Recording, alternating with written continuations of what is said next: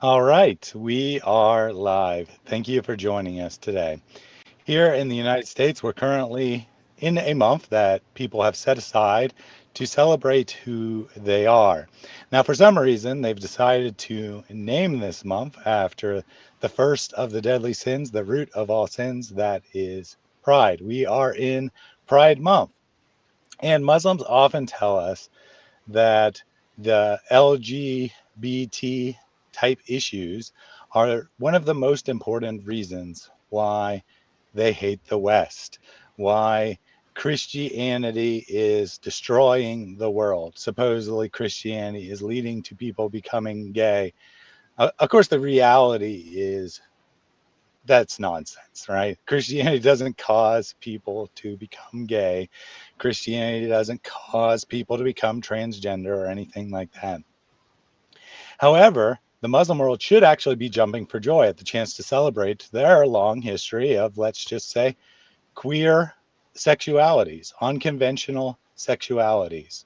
Indeed, Islamic history is far more progressive than even the most ardent leaders of Pride Month, embracing the types of sexuality uh, that Pride Month is aimed at celebrating, but also going much further and embracing sexual relationships still considered taboo by even the most woke of society today. Islam likes to put ridiculous labels on itself: the feminist religion, the scientific religion, Muhammad being the greatest man to ever live, and so on. But today we're going to look at one that might actually work. Islam is the founder of LGBTQ movement. Now, I do want to make it clear that this stream isn't about attacking anyone. These are very sensitive issues, uh,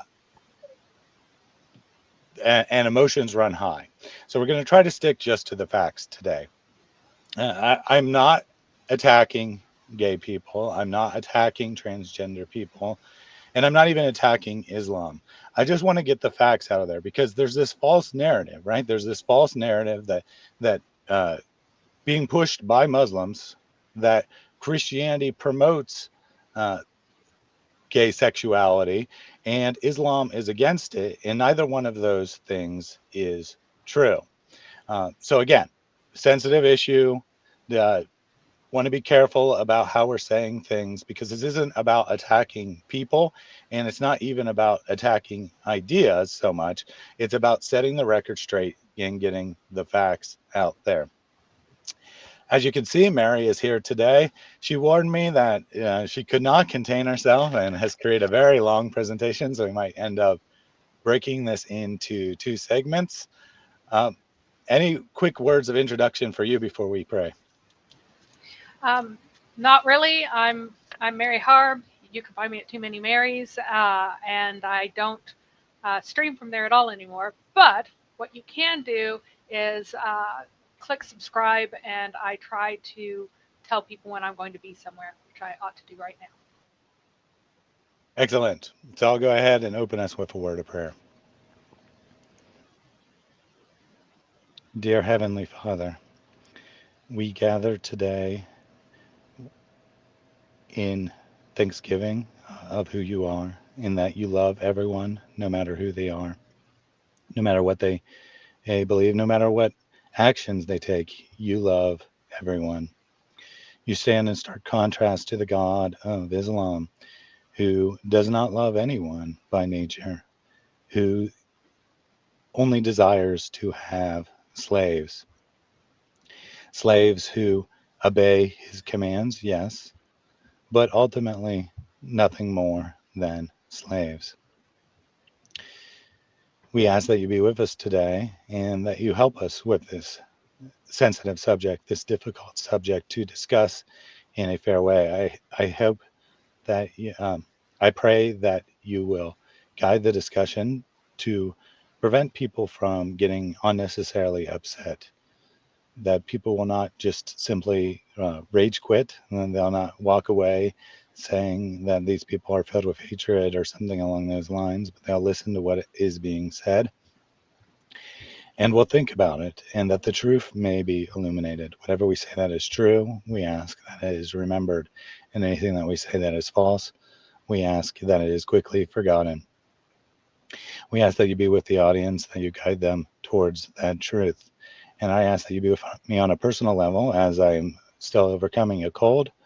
And I ask that you give me the energy to get through this presentation and that my voice hold up throughout.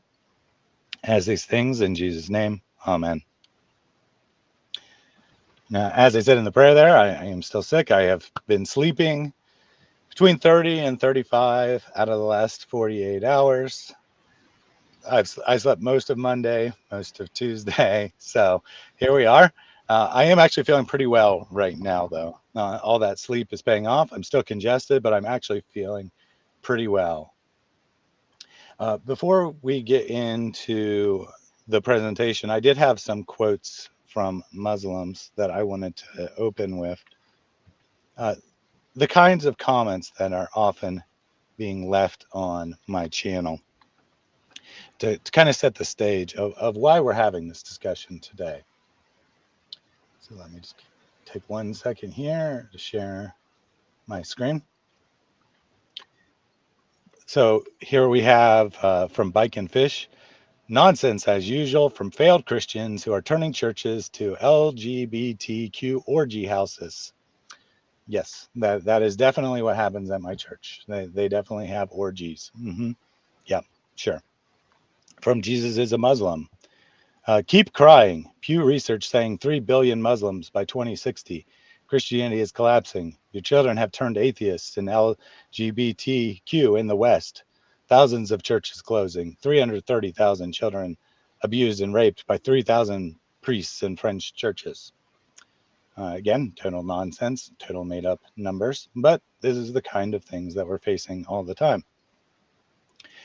This one from A. Abram. In a Christian country, you can't even walk the main road with a t-shirt or you can even walk in the main road with a t-shirt saying Jesus is gay and all the Christians will smile. That's why all the churches are empty and transformed into mosques, as there are no true Christians. Gee, I wonder where he got that from. From his new prophet Andrew Tate, perhaps? Anyway, a Christian responded, but there are gay, pointing out the simple fact that there are gay mosques in existence.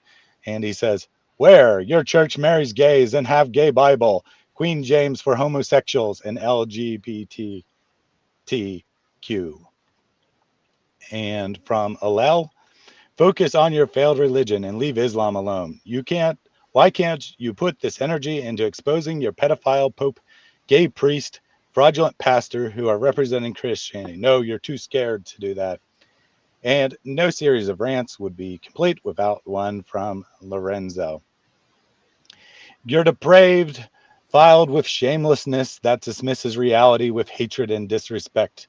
The Christian world is imploding and rotting spiritually and morally, with the highest rates of suicide among adults, teens, and preteens on earth, coupled with the highest rates of mental illness on earth. How ironic coming from Lorenzo.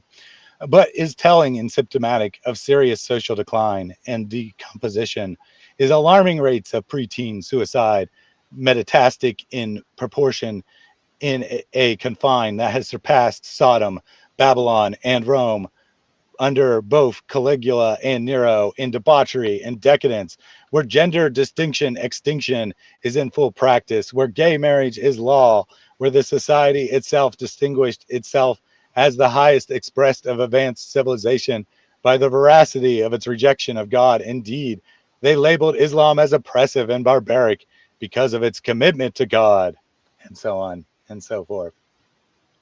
So that, and I actually wasn't sharing this, but hey, you at least heard me read them. I forgot to actually add my screen share, so you didn't actually get to see the words, but trust me, those were the words being said in those comments by Muslims. And it seems that this is the most common argument I'm getting from Muslims today. Not that Islam is the truth or Islam is beautiful or Muhammad is so great or anything like that, but rather you should convert to Islam because Christianity leads to gay behavior. Christianity embraces the LGBTQ movement. This is why you should be a Muslim.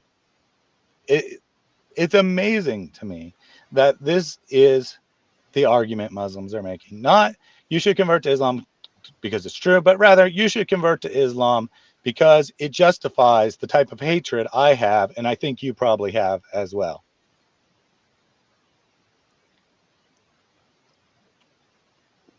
Mary, are you ready to share your presentation? Sure. Wait 1 second. Uh, uh, if you can go for one moment more, please.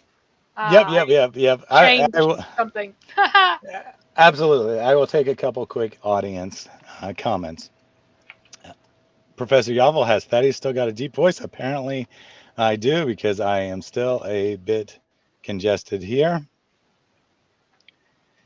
Uh, Dr. Anti-Theist Christian Muslim says, as an atheist, I just sit on the sidelines and watch DC versus Marvel debates. Oh yes, very, very mature of you there, and very intellectual of you to tune into something that you view as akin to a comic book. I guess that you're saying that your intellectual level is of that of a comic book. Okay, it's set up correctly now. Go ahead. Hmm. And Saeed, our resident fake Muslim, says Allah is not gay. Hmm. Hmm. Hmm. Is he Yeah, not? well, I guess strictly speaking, Allah isn't gay since he doesn't exist. He can't be anything, right? So that's a true Yes. statement. All right, we'll go ahead and jump into the presentation. All right. So we have to understand what queerness is to be able to understand how Islam intersects with it and heavily defines queerness in its relation to its role as a contrast between non queerness or normativity.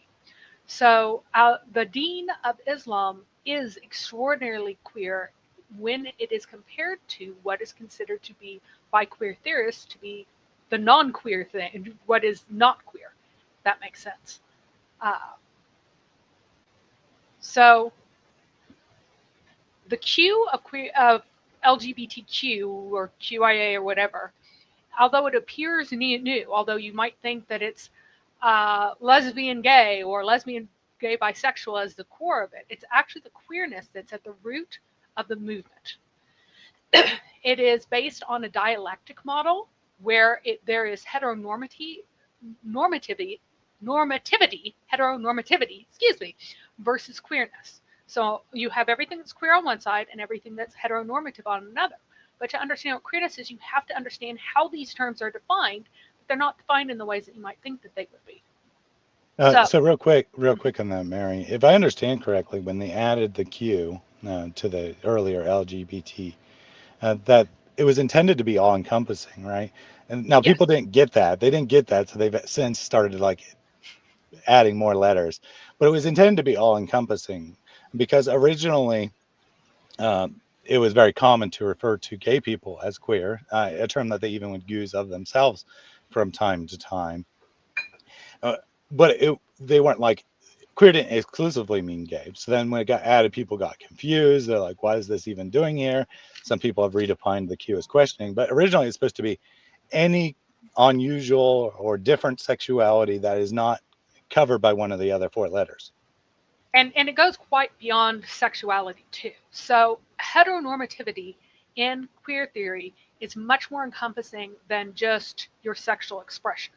It's considered to be synonymous with normativity and Western culture, which is synonymous with colonialism and patriarchy and white supremacy and Western values and systems derived from or informed by Christianity. All of these terms, when they are used in the context of queer theory, mean exactly the same thing. Therefore, whenever they talk about heteronormativity or normativity, period, they mean systems informed by Christianity, which they label as being colonialism, patriarchy, and white supremacy, because those are bad things, and all of these bad things together is what this normativity is supposed to be. So, yes, but it encompasses more than lust. It goes beyond lust. Okay, so for one example, as one example, reason and reasonableness and logic, all of those things are a feature of normativity or colonialism, white supremacy, et cetera, et cetera. And so if you come to irrational beliefs and irrational conclusions using this model, that's fine because your rationality is just an artifact of these systems derived from or informed by Christianity, which is the bad thing. So, for example, in queer theory, the Bantus' expansion in Africa, which resulted in the enslavement of pygmies wherever they went, it's not colonialism. Why? Because Bantus are not a white Christian culture. So it's not colonialism. The Yanomami practice selective infanticide of girls. They have rape raids where they go and slaughter the men and seize the women. They have wife battery as a core feature of their culture, which includes smacking their wives with the sharpened machetes and leaving huge gashing holes in them, right? This is not patriarchy because they aren't white and they aren't Christian. And patriarchy, all of these things are synonymous with each other. So Kufa'a and Arabiya doctrine and the Mawla system in Islam, which were all racial segregation and racial pecking order and Arab supremacy systems, they are not supremacy because the only type of supremacy that exists in this system, according to queer theorists, is white supremacy. And because this isn't being conducted by people whom they consider white, although, goodness, the Arabs would consider themselves to be a pale race, but though it is because it's not conducted by someone that the queer theorists themselves would classify as being white, and certainly not Christian, which to them is the same thing, right? It's not racial, it's not supremacy in this model. So when they say colonialism, they mean something coming from Christianity. When they say patriarchy, they mean a system from Christianity. When they say normativity or heteronormativity, they mean something coming from a Christian substrate, a Christian European substrate. These together and they will consider, for example, the existence of Christianity anywhere outside of Europe to be an example of colonialism. So even the Ethiopians who became Christian far, 1,000 years before the Germans, the Ethiopians are colonized by this, and the Germans are the colonizers. Okay, so if we move on, queerness. Now, so we've just defined heteronormativity in queer theory. So what is queerness? Queerness is defined by a diacritical antithesis of normativity. And what that means is that it's the exact opposite. So whatever is normativity, the opposite is queerness. This is how dialectical thesis and antithesis work. This is how they conceptualize it. So queerness values the inverse of the values of normativity. For example, if you hear someone saying that desiring to have a peaceful neighborhood or to live in safety is a white supremacist value, this falls into this queerness / normativity dialectic.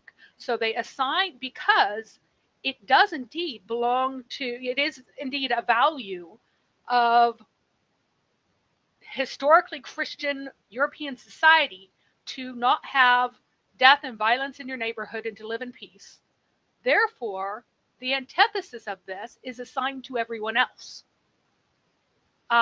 through this lens.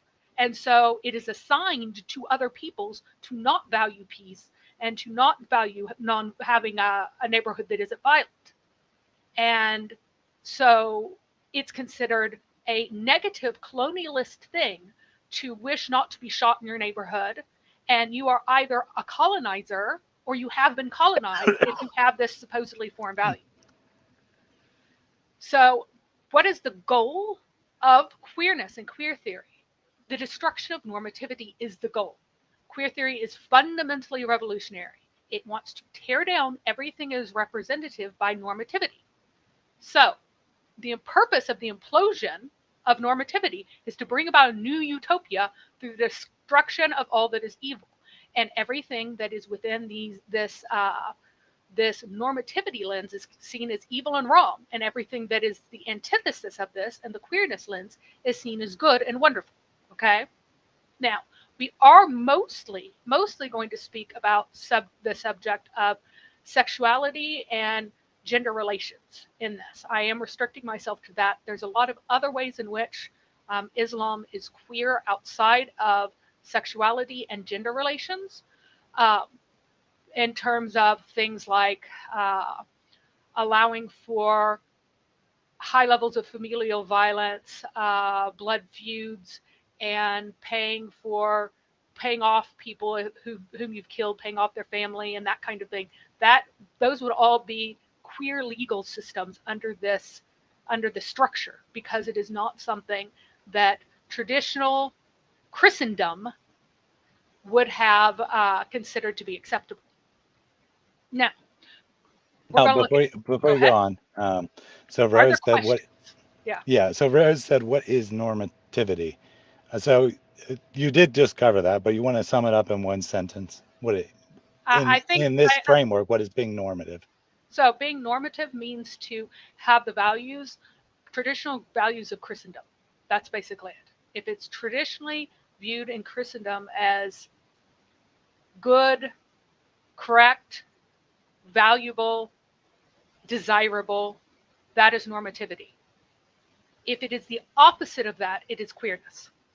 That is how, I mean, if you go, they use very large words usually badly, because most of these people are not very bright, and the various and the various uh, uh, journals on queerness, but that is what they are saying.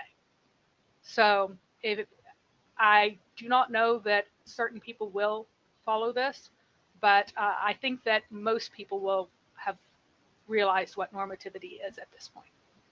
Yeah, and Cheeky gets his right. So it's normative slash Christian versus queer slash, he said weird, but I just say different, right? Yes, Less correct. provocative term, different, right? So it's normal. Whatever's Christian is normal. Whatever is different is queer. Uh, and then we had one comment here from Elias that says Mary is an intellectual Karen that thinks her ideology is an, initiated to be followed. I think he's I trying to think say that's it deserves. entitled. I think he's Oh, trying to say entitled. entitled. He just can't Okay. spell. Well, he using an I instead of an E threw me off there. Um, but notice the irony here, right? Because I said that this stream, I called this stream Islam Loves Pride Month, and then he comes in here, thinks he's attacking you, and is agreeing, right? That he's saying that your ideology is nothing special. We have our own different ideology, and we're proud of that. And we're proud of that. So, thank you for supporting our point, Elias. Yeah, and I'm not, right now, I'm giving a purely descriptive definition of queerness. So if you want to say that um, neighborhood violence and blood feuds are what ought to be normative, that your queerness ought to become the normativity, that's fine. You can say that. I'm not at this point calling any judgments on any of these various value systems. I'm explaining them. Okay? So queer theory in context here. Now, one thing that we need to be careful of is that queer theory is not classical Marxism. Classical Marxism requires ubiquitous and indiscriminate sex, which is also part of queer theory. And it also requires the dismantling of the nuclear family, which is a major goal of queer theory. But classical Marxism is superficially materialist, which means that it explicitly denies officially any kind of spiritual truth, any kind of spiritual anything. Classical Marxism presents itself as like the laws of nature that everything will follow, that it is a necessary stages of progress that happen through external laws. Now, queer theory itself would deny the existence of external laws, just like queer theory denies that 2 plus 2 equals 4. That is a denial of queer theory, okay? Because the belief that 2 plus 2 equals 4 and that there are fixed truths is something that Christendom agrees with, and therefore it is part of normativity, and therefore it is denied. Queer theory is an overtly Gnostic religion, even though it doesn't expressly stake out a viewpoint. by saying that reality is given shape by the mind and that humans affect reality, queer theory is itself distinctly Gnostic and unmistakably Gnostic. Whereas classical Marxism pretends not to be, but is actually Gnostic because it makes humans into the force that drives final utopia and everything else. Queer theory is, however, even more deeply embedded with intersectionality, because intersectionality promotes all, like in every dimension of society, um, intersectionality promotes queerness in every domain, essentially. So intersectionality forms as a scoreboard for queerness. So under queer theory, someone who is disabled is queer because they are something other than the normal thing, the normative thing, what is common. And also, they are something other than what is considered to be being the best in society. So you should not think that if you have a mental disability or a mental disorder, that should not be thought of as being any worse than not having a mental disorder or mental disability. Now, if you think that having depression is something that's bad and that it would be better not to have depression, then you are reflecting this normativity. If you think that to have two functioning legs is better than having one leg that's missing and one that's deformed, then again, you are in this normative mode versus this queer mode. So whether or not you consider yourself to be queer, if you have a chronic health condition, that is classified in their system under queerness, and you are queer in that way. So the intersectionality lens works very closely with the queerness lens under the way that they view things. Um, so instead of being labeled heteronormativity, the contrast is just labeled privilege. So you have healthy privilege, or you have thin privilege, or you have whatever kind of you have non-mental disorder privilege or something, right? You have sanity privilege, I guess. And you should not, if you are into queer theory, you should not think that being sane is better than being insane. So all of these things, you have to understand how queer theory views it. And anyone who thinks that being sane is better than being insane is projecting the values of normativity, patriarchy, white supremacy, colonialism onto society. And instead, we should value the unique experiences of the insane as highly as you would any experience of a sane person. So the person who is seeing visions in the corner, their experience of the world at this moment, whenever they see, I don't know, aliens coming to get them, ought to be as valued or even more valued, because again, in the intersectionality privilege idea, than people who don't see the things that one would say from a viewpoint where one asserts that there is actual external truth aren't there. But they would not say that it isn't even proper to say that the aliens that are coming to get the person seeing visions aren't there because of how they view the world. So if you are a Christian, how would you see queer theory? So queer theory sets itself up in opposition to Christianity and Christian systems and systems that are derived from the Christian worldview, which their systems, values, beliefs, the belief in absolute truth and reason and coherence having a value, all of these things are things that are associated with a Christian worldview. I'm not saying that they're exclusive to a Christian worldview. However, because they are associated with a Christian worldview, their inverse is what queerness is. So a Christian would expect queer theorists to attempt to undermine and overthrow Christian institutions, acting as Gnostic revolutionaries, and would also expect to see them overtly ally with other religious identities which are also opposed to their normativity. So any religion that is intensely opposed to Christianity and Christian values, a Christian looking at the system from the outside would expect to see an alliance between them. It would not matter how unlikely certain things might appear on paper if you're only looking at some things. It would be entirely expected because queerness is opposed to Christendom to have this opposition. So So, before you go on, yep. um, Rose was in the chat, and I had to time her out because she kept spamming over and over and over again what causes queerness. And I want to clarify here because Rose was very confused. Other people might be confused as well. We're not talking about homosexuality. The queer theory includes homosexuality, but it is far broader than that. That isn't what we're talking about. So when, because I know that's what she was talking about because she said a couple times it's biological, which isn't exactly 100% true about homosexuality, but that's regardless of the case, that isn't even what we're talking about here.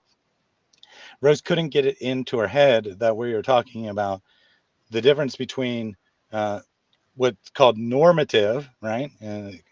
What Christianity pushes and what's non-normative, anything outside of what Christianity stands for. And that's what this is about. Yes, that includes homosexuality, but it's a tiny slice of the cake. And when all you see is that, then you're totally missing the point of this presentation.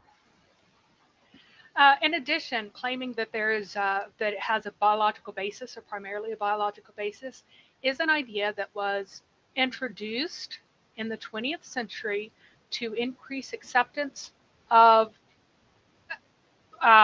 various forms of queerness, so that the levels of queerness in society could be changed to reach a critical mass to then overthrow everything else.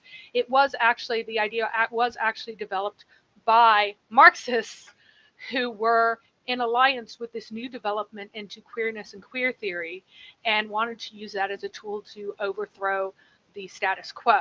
And so if And you want to pretend that it's biological, you can go ahead and pretend that. It is simply invented in well, I time would say and I want to previously jump in. very I would little. say Yep. the evidence is ambiguous that there seems to be a biological component, but it's not determined by biology, right? That there are multiple factors leading to one's sexuality, but it's actually completely irrelevant.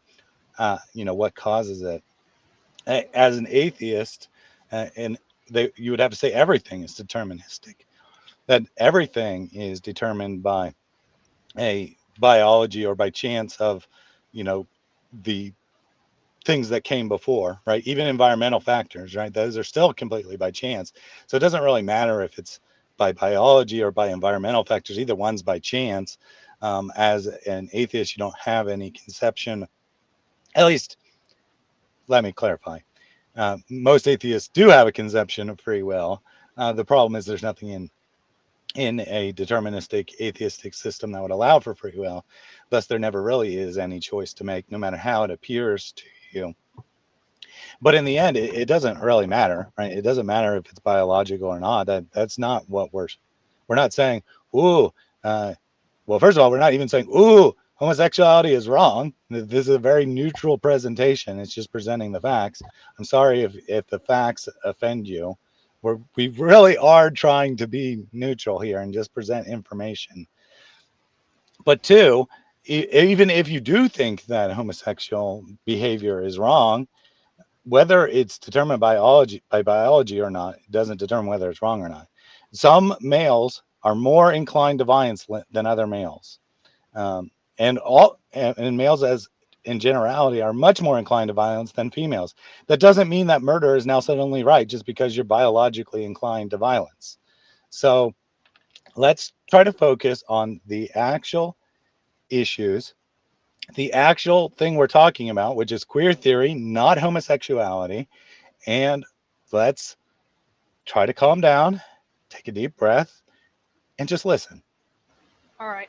Now, because Islam was a system that was set up specifically to uh, to rival Christianity and become a different focus for a political system. I mean, it is Islam is inherently a very political system and politically focused.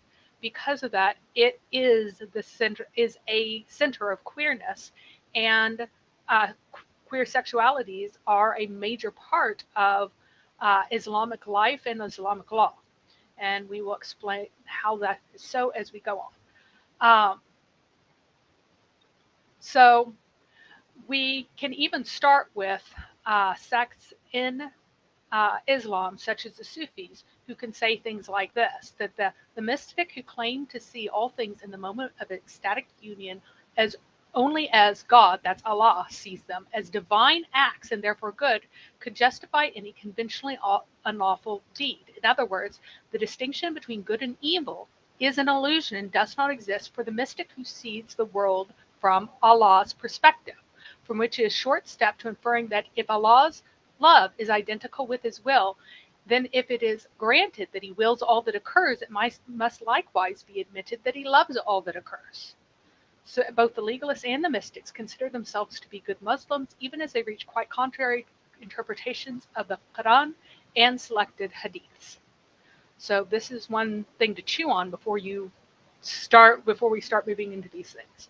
That And we're proud of that. here, indeed, what you hear about in the West are issues that are filtered specifically through the Muslim Brotherhood, which, if you are a Muslim, a traditional, even if you're consider yourself a conservative Muslim, in reality, the Islamic Brotherhood is the outgrowth of the interaction between actual colonists from the West who came into North Africa and introduced a lot of the Christian values of logic and consistency to a system that had never had it before. So Islam historically has not tried to work together the various things that you are supposed to believe. It was never made cohesive. You had legal systems, right? You had legal systems that prescribed certain punishments and didn't prescribe other punishments and put certain conditions and things, but this was never systematized into something that we would consider coherent and rational, because Islam does not value coherence and rationality because it's based on the Sunnah.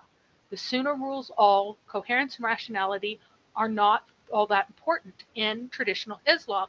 And so the folks who are like, oh, well, the Muslim Brotherhood says this, the Muslim Brotherhood does this, ISIS did this, ISIS did that, a lot of times they're actually trying to make their religion far more rational than it ever was before.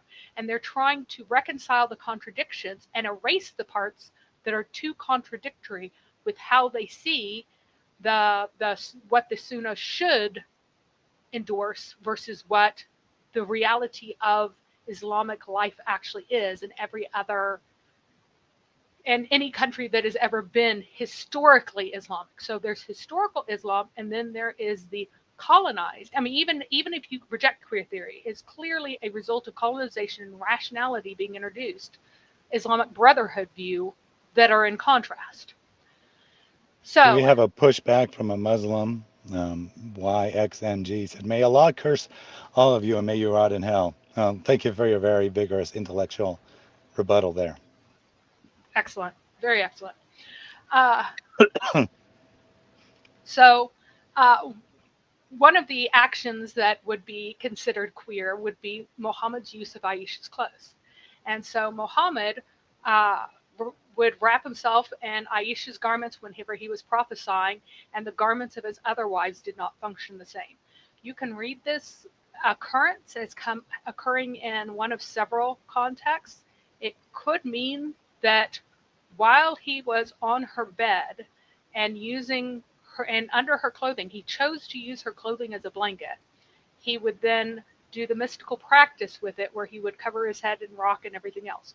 It could also mean be a way of speaking to intercourse in a sort of euphemistic term. That while he was, because Muslims did not traditionally completely strip to to have intercourse, that he could have been having intercourse with her and been in her clothes in that way, and then had uh, prophetic moments in that moment too. And the fact that this got recorded as a hadith, that there was this strong defense of Aisha because of the power of her garments, uh, puts a queer spin on his experiences with his youngest wife, certainly.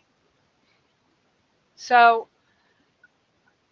that's one that's mentioned sometimes. A larger one that affects a lot of people now is that Allah arranged a prepubescent marriage, and so He validated MAPs, or minor attractive people, or pedophiles is the other way of saying it, right?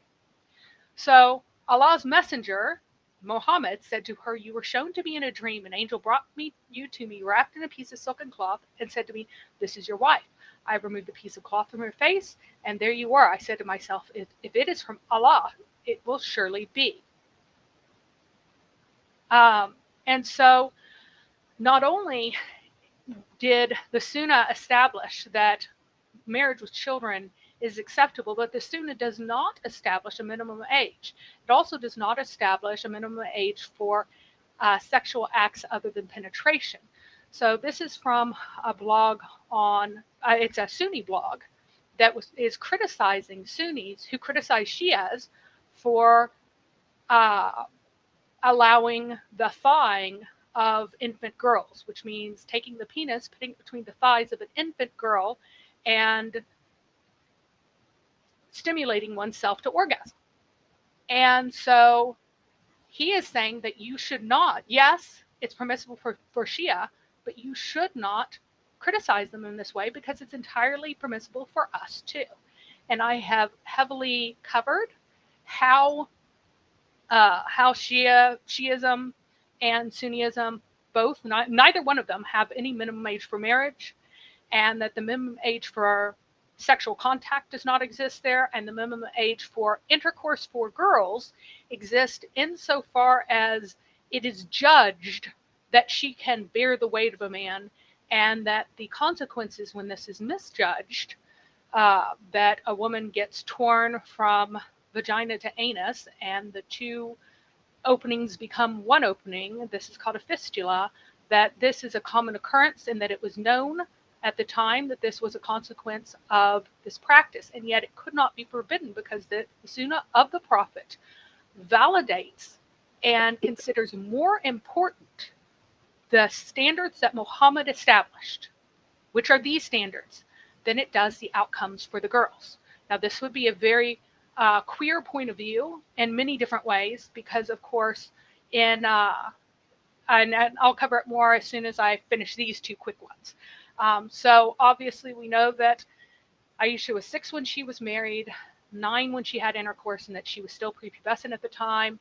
But Islam also teaches explicitly that it is better or preferable for a man, is more pleasing and pleasant for him to marry a little girl. Look at this particular hadith here that says, my father died and left 7 or 9 girls, and I married a matron. Let's see if I can make it bigger so that we can see the whole thing. All right. Muhammad says, "Oh, Jabir, have you married?" I said, "Yes." He said, "A virgin or a matron?" I replied, "A matron." "Why not a virgin, so that you might play with her and she with you?" Now, this term play with refers to non-penetrative sexual acts is what it means. So if you have a virgin, then there might be a time where she is so young that you don't have intercourse with her. Instead, you do thawing or other similar things. It's the same word as used for description of thawing before. So this is from Sahih al-Bukhari, 53, 67. You can find all of these on sunnah.com that look like this. So if the typing looks like this, you can type in similar words or the actual address, and you can, or the actual reference, and you can find it very easily. Okay, so he answers, why didn't I choose a little girl? Because my father died and left little girls. These are young girls who are too young to marry, right? He dislikes to marry a girl like them. Now, another hadith that makes it clear that the reason why he dislikes to marry a little girl like them is because she won't be able to take care of them. See, look at this. I married a lady so that she may look after them.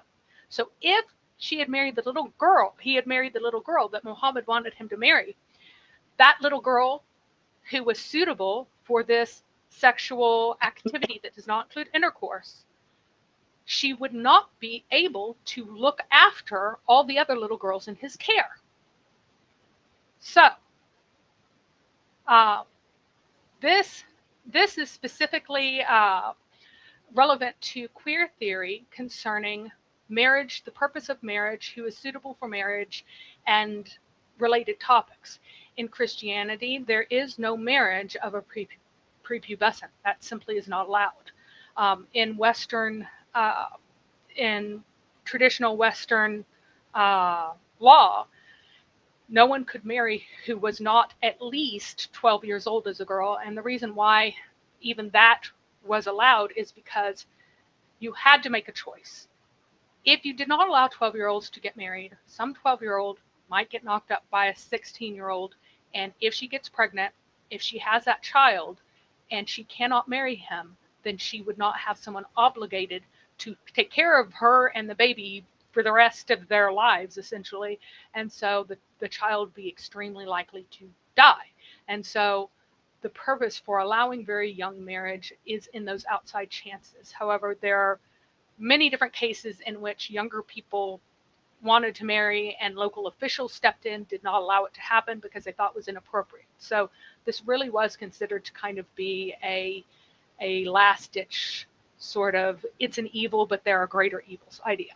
That is not the case of prepubescent marriage in Islam. It is not considered at all to be an evil, but there are greater evils.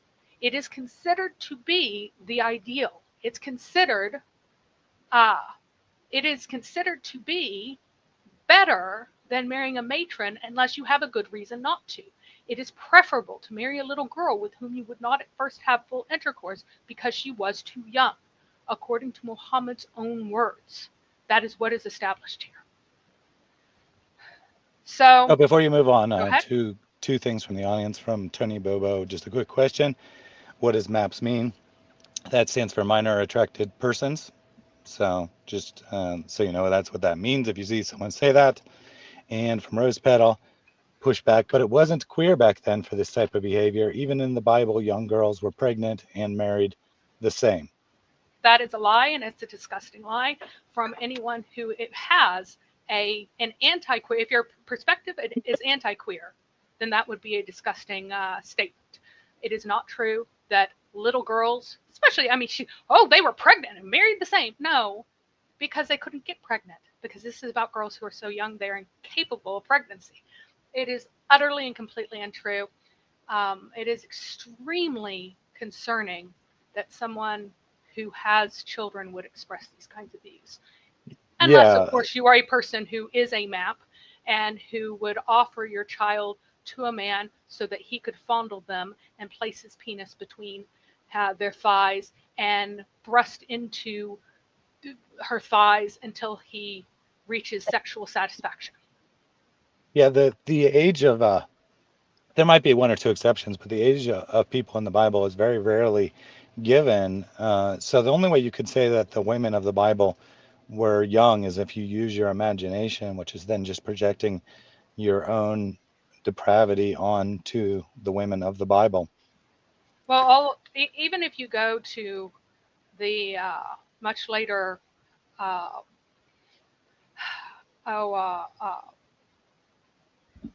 Talmud and sources like that are incredibly depraved, they would all agree that none of the women were younger than 11 and a half at the as a minimum age to be labeled with some of the words like maiden and virgin that were used there, that could not be used to label younger girls than that, period. And from La Biblia here, joined late, sorry, what is queer? So queer in this context is just non-normative. Anything outside of what is considered normal by Christian principles, by Western values, which are based on principles, put more precisely, is considered queer. And then one other pushback from Rose, the royals all around the world did it. No, they didn't. That's a lie. Yeah, Just so well, you know, first of all, that's false. First of all, it's false, and second of all, a legal marriage that has not, that in which no sex is involved is not at all what is being talked about here. So sometimes they signed a contract that involved a marriage for purposes of uniting territories and whatnot, but that's not what we're talking about here. We're not talking about a contract that unites two empires together. yeah. Also, But it was rare. so the royal marriages that were done between very young people were signed usually on behalf of those young people, but they were not consummated until much later. In fact, one couple, oh, I forgot who it was, but one couple, English couple, they were actually desperately in love, and I think the husband was like 2 years older than the wife, and the king was still alive at this time. And when she was 14, she got pregnant because he didn't wait. And the king was so furious because she had a very hard pregnancy, very difficult birth, and the king was so furious that the husband was so indifferent to her health that he would get her pregnant at 14 that he separated them until she was 18. Like he was very angry. So Let's yeah, continue on with and I would like Muhammad's to speak to queerness. Kay Lewis here that we should shut up about the things that are in uh, things that Islam teaches because 99% of Sunni Muslims aren't doing these things. That is a complete and utter lie. Minor marriage affects well over a third of little girls in areas that are under Islamic law. It is extremely common. So do not tell And, me that this does not happen. And do not tell me that I ought to shut up because someone might not like it. People need to know what is being taught by the religion.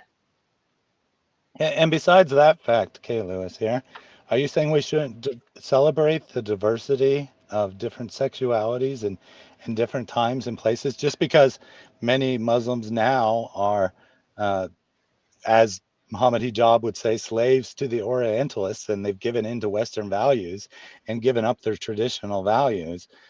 Are you saying that's right, that colonialism is right?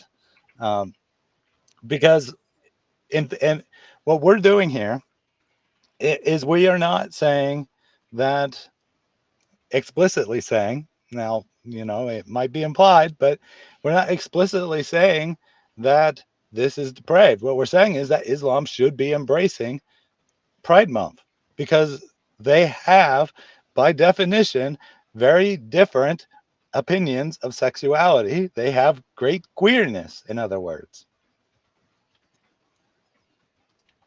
And I have covered previously all of a lot of the things said in Sharia law that cover this. So I'm done with prepubescent marriage in this section. I don't feel like we need to go over it again. But that is a queerness of Islam. The sexualizing of children is considered something very negative in Christendom and Christian tradition. And it is something that is normative for Islam and therefore queer because it is in opposition to how queer theory defines normativity. So this isn't the issue of necrophilia is quite interesting because this is one that is, in my opinion, it was created by schools of fiqh and by Islamic law. Um, so here is a description of what happened that Ibn Abbas narrates that okay, so his aunt died and he got down into her grave and lay with her. And here's the actual quote. Um, I put on I put on her my shirt that she may wear the clothes of heaven, and I slept with her in her coffin. And the word for that is lying down. That I may lessen the pressure of the grave. She was the best of Allah's creatures to me after Abu Talib. This is Abu Talib's wife, actually, I believe. Yes, the Prophet was referring to Fatima, the mother of Ali. So this is Abu Talib's wife. So the Arabic word here used here for slept is id idtajat idtajat, goodness, which literally means lay down with her. It's often used to mean lay down to have sex, Muhammad is understood as saying that because he slept with her, she has become like a wife to him, so she will be considered a mother of the believers. This will supposedly prevent her from being tormented in the grave, since Muslims believe, as a rule, that people wait for the judgment day in the grave and they'll be tormented as they do that. Reduce the pressure here means the torment won't be as much because she is now the mother of the believers after Muhammad slept with her and consummated the union.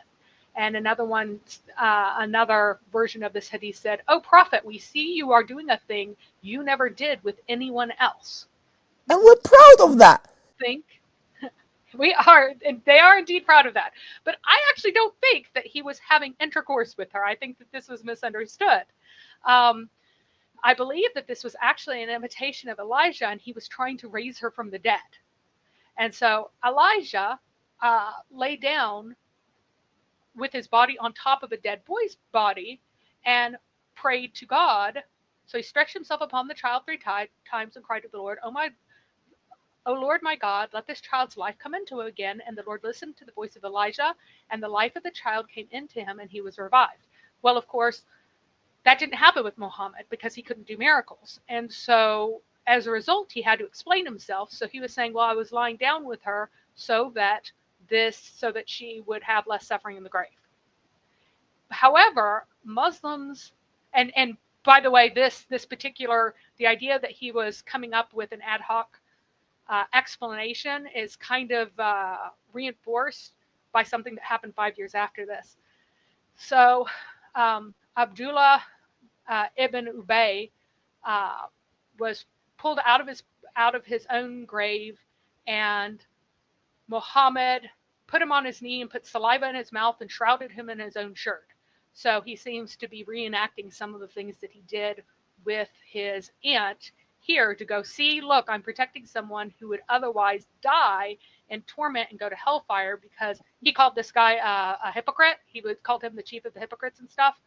And his aunt had died a disbeliever. So I believe that all he was doing was attempting to do Elijah, and then when it didn't work, cover up for it. However, that's not how Islamic law sees it. This is cited in Islamic law as a basis for necrophilia. Sunni Islam's four orthodox schools of jurisprudence, madhahib al-fiqh, namely al-Hanafi, al-Hanbali, al-Maliki, and al-Shafi'i, implicitly permit necrophilia. None of them actually address it on its own, rather they give it a nod when it comes up in the context of other topics. And the section on adultery, the Maliki teaching is this: if a husband enters his dead wife any which way from front or behind, there is no penalty for him. Similarly, Shafi'i rulings on ablution, and that's stuff that you do specifically after having sex is what's meant here, point out that it's unnecessary to rewash the body of the dead, male or female, adds the Hanbali madhab, after penetrating it, though the penis of the perpetrator does require washing. Although a few English translations of these pivotal Arabic texts appear online, most are poor and inaccurate. I may at some point collate. So someone who's talking about how he plans on perhaps collating and translating these. Regardless of all the above, it is not for the non-Muslims, certainly not for me. This is the person writing this is an apostate from Islam, by the way, to tell Muslims what their texts are really saying and teaching is the job of their ulama, scholars and clerics devoted to learning the deep truths of Islam. Thus, the real question, do modern-day ulama permit necrophilia? The lamentable answer is yes. For instance, and again, this is no, it's not. There are many fatwas about this. So there's a comment here that says, I was going to wait okay, till after the slide, but Suarez says that these are written by Islamophobes who want to spread lies. So he just told us that the four traditional schools of jurisprudence are written by Islamophobes who want to spread lies, and that the Sahih narrations are written by Islamophobes who want to spread lies. Try to give an ounce of effort, try to give an ounce of effort to your attacks here, because We are actually celebrating Islam here. We are celebrating the amazing sexual diversity in Islam today, talking about how Islam is the most LGBTQ, with emphasis on the Q, religion there is. Yes. So again, this would be queerness because this is something that it would be held in extremely negative regard as far as Christianity is concerned, but is something that is permitted in Islam. So, uh, and the Sunnah, just to make clear, the Sunnah of Muhammad means his activities. Now, I would be, as a non Muslim here, when I would tell Muslims, no, he did not have intercourse with his aunt. He was trying to do a miracle and he didn't. So he said he lay down with her. And at that time, he did not mean sex to cover for the fact that he couldn't do a miracle. If I say that and I say that the ulama is wrong and it got this wrong, then I am saying that I should have power over what Sunni Islam rules. I am not saying that. I am just noting that I have a different interpretation than how they would interpret. However, for Muslims, what is binding is the interpretation of the madhabs, right? It's not what I think, it's what their clerics say. So we're looking at what their clerics say. So the clerics here are taking a very queer view on the permissibility of having intercourse with the dead. Okay? So, for instance, in 2011, a leading Moroccan cleric and founding member of the International Union of Muslim Scholars, Sheikh Abdul Bari Zamzami, issued a fatwa permitting the Muslim husband to copulate with his dead wife. He prefaced this decree by saying that although he does not necessarily approve of this act, it is not for him to ban what Islam permits. As proof, he cited the aforementioned rulings of Islam schools of jurisprudence. In April 2012, when the Muslim Brotherhood's Mohammed Morsi was president of Egypt, news that Islamicist Egyptian parliamentarians were trying to pass a law legalizing necrophilia appeared. Although Al-Ahram, Egypt's most reputable paper, reported the story, it was quickly dismissed as a hoax in Western media, which often happens when Islam makes the news in ways that do not comport with Western sensibilities. And here, by Western sensibilities, what is meant is non-queer normative Western sensibilities inherited from Christendom. So these non-queer sensibilities would disapprove of this activity. And so various justifications are made to say that no, this is untrue. These things can't be happening in these other places because we find them offensive. Surely they would also find them offensive. But that is the wrong way to look at another culture, to say that just because we disapprove of it, they will disapprove of it. As one journalist argued, this ugly rumor and hoax should be doubted for the simple reason that no Egyptian Islamist sheikh or any other imam has ever been reported to approve of necrophilia. That might have been true then, but not now. In late 2017, necrophilia was again mentioned and legitimized, and this time by Sheikh Sabri Abdul Rauf, a professor at Egypt's Al-Azhar, the Islamic world's most prestigious madrasa. And I think we have all heard of Al-Azhar University. Yes? Very, very significant and important university for the interpretation of Islamic law. It is not a university that only takes one of the madhabs. Instead, it's one that looks at all of them and tries to give fatwas that have together these views. So, So a couple quick comments here. First from Suave, may the curse of Allah be upon you. So that's two curses of Allah upon us so far today. We'll well, see how effective these curses are by how many we can get by the end of the show. wait 1 second. There is a queer definition of lying in Islam that is different from the Western Christian normative definition of lying. To us, lying and slander are saying untrue things, that there is truth and that truth has a value.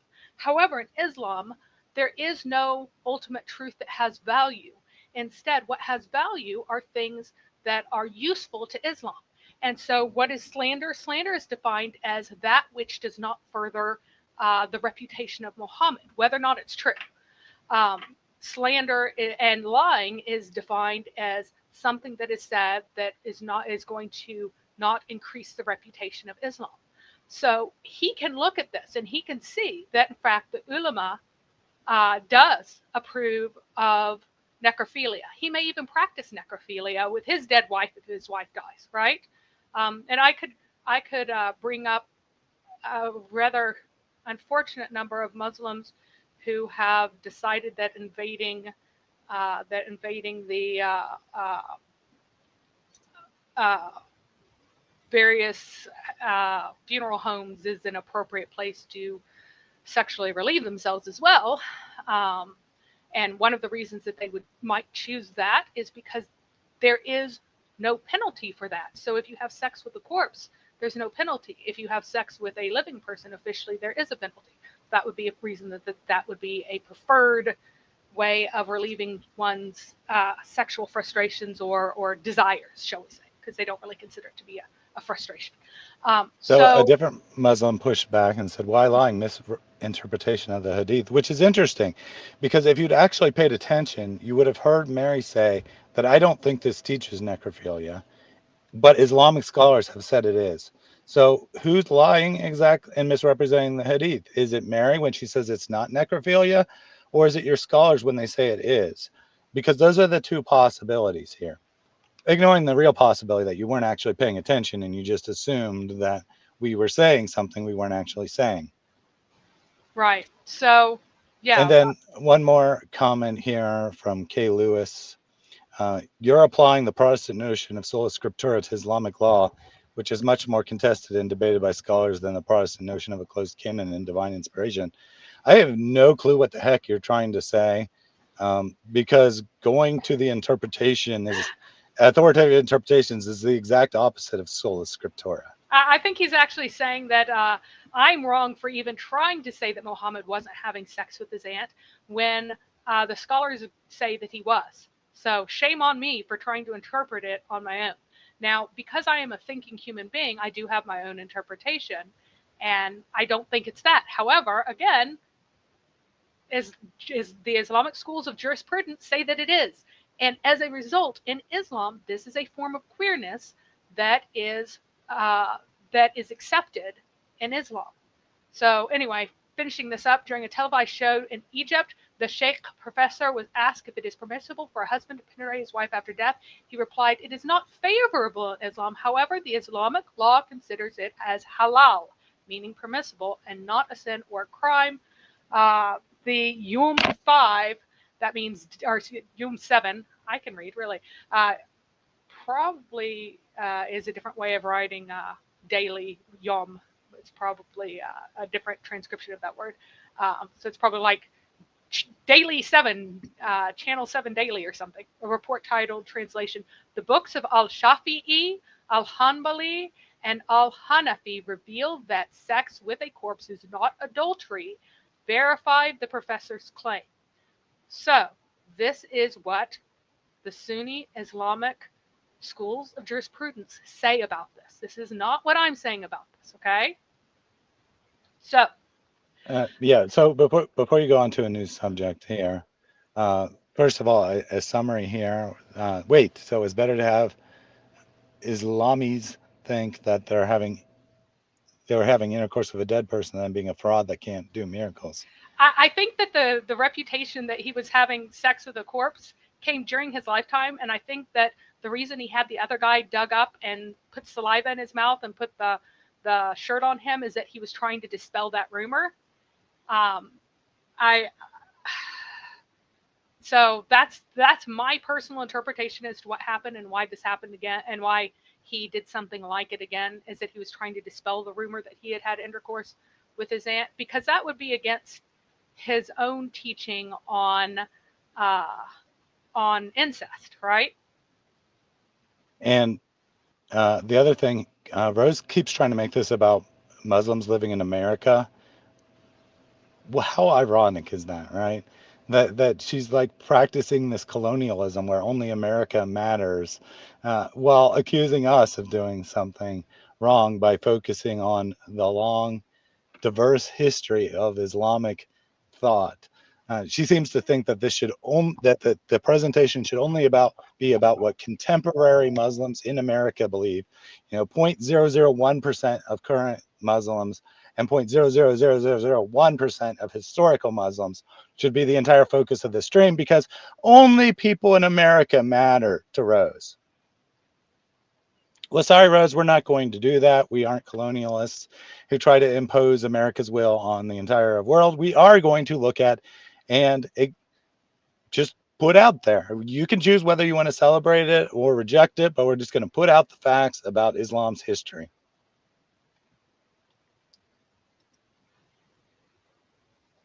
Go ahead. All right. So, uh, wait 1 second. I'm recording something or grabbing something for me to look up later. So, incest and consanguinity, I said it right this time, consanguinity in Islam. So, consanguinity means whenever you have intercourse with someone who is closely related to you, sanguine, blood, con together. So, it's the less loaded term, shall we say, for intercourse with someone very close to a person, right?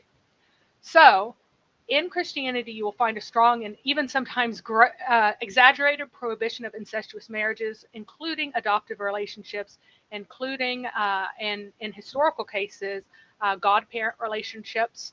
Thus, incest avoidance is defined as normative and incest is queer. Now, the exaggerated examples, for a while, the Catholic Church defined incest as being within 7 generations straight back to a common ancestor, which it didn't really affect common people because they couldn't even trace their ancestry that far. I don't know about you, but I would have to sit down and think for a while to go 7 generations back, and I can't do it with every line because the records are not there for one of my lines back to 7 generations. It just doesn't exist. So you can imagine that peasants would also have a hard time going back all the way 7 generations. And one of the reasons the Catholic Church chose this is because it would make it extremely hard for nobility in any country to marry without the permission of the church. So the church could grab control of whether or not people would be allowed to marry. And so there's this myth that a ton of the nobility and the royalty in Europe was inbred. That's actually pretty much only true for the Habsburgs. The Habsburgs were most certainly inbred. And then later on, some of the Protestants who didn't want to abide by any of the rules except for the ones directly found in the Bible, of niece, nephew, that sort of thing, would occasionally have closer marriages. But for the most part, the nobility was not at all inbred in historical Europe. There was just this enormous weight of 7 generations back that was put on. So you can see that there became this preoccupation with a very high degree of separation being desired between particular partners in terms of their ancestry for it to be considered a canonical marriage in Christian circles, and whether or not you were in the East or whether or not you were in the West. It's just that the East did not go to the exaggerated degrees that the West did.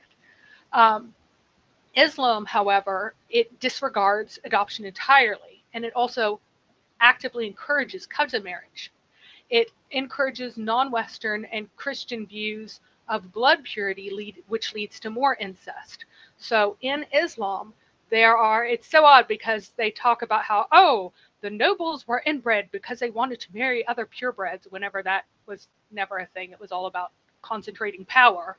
But in Islam, there really was an idea that certain people were inherently more valuable, or they were more worthy to be married to other people. So the Sayyids as a class, the Qurayshi as a class, all of those folks as a class are higher up than other ones. So descendants of Muhammad's own Hashemite family were very strongly encouraged just to intermarry with each other for hundreds and hundreds of years, even though they were a very small group.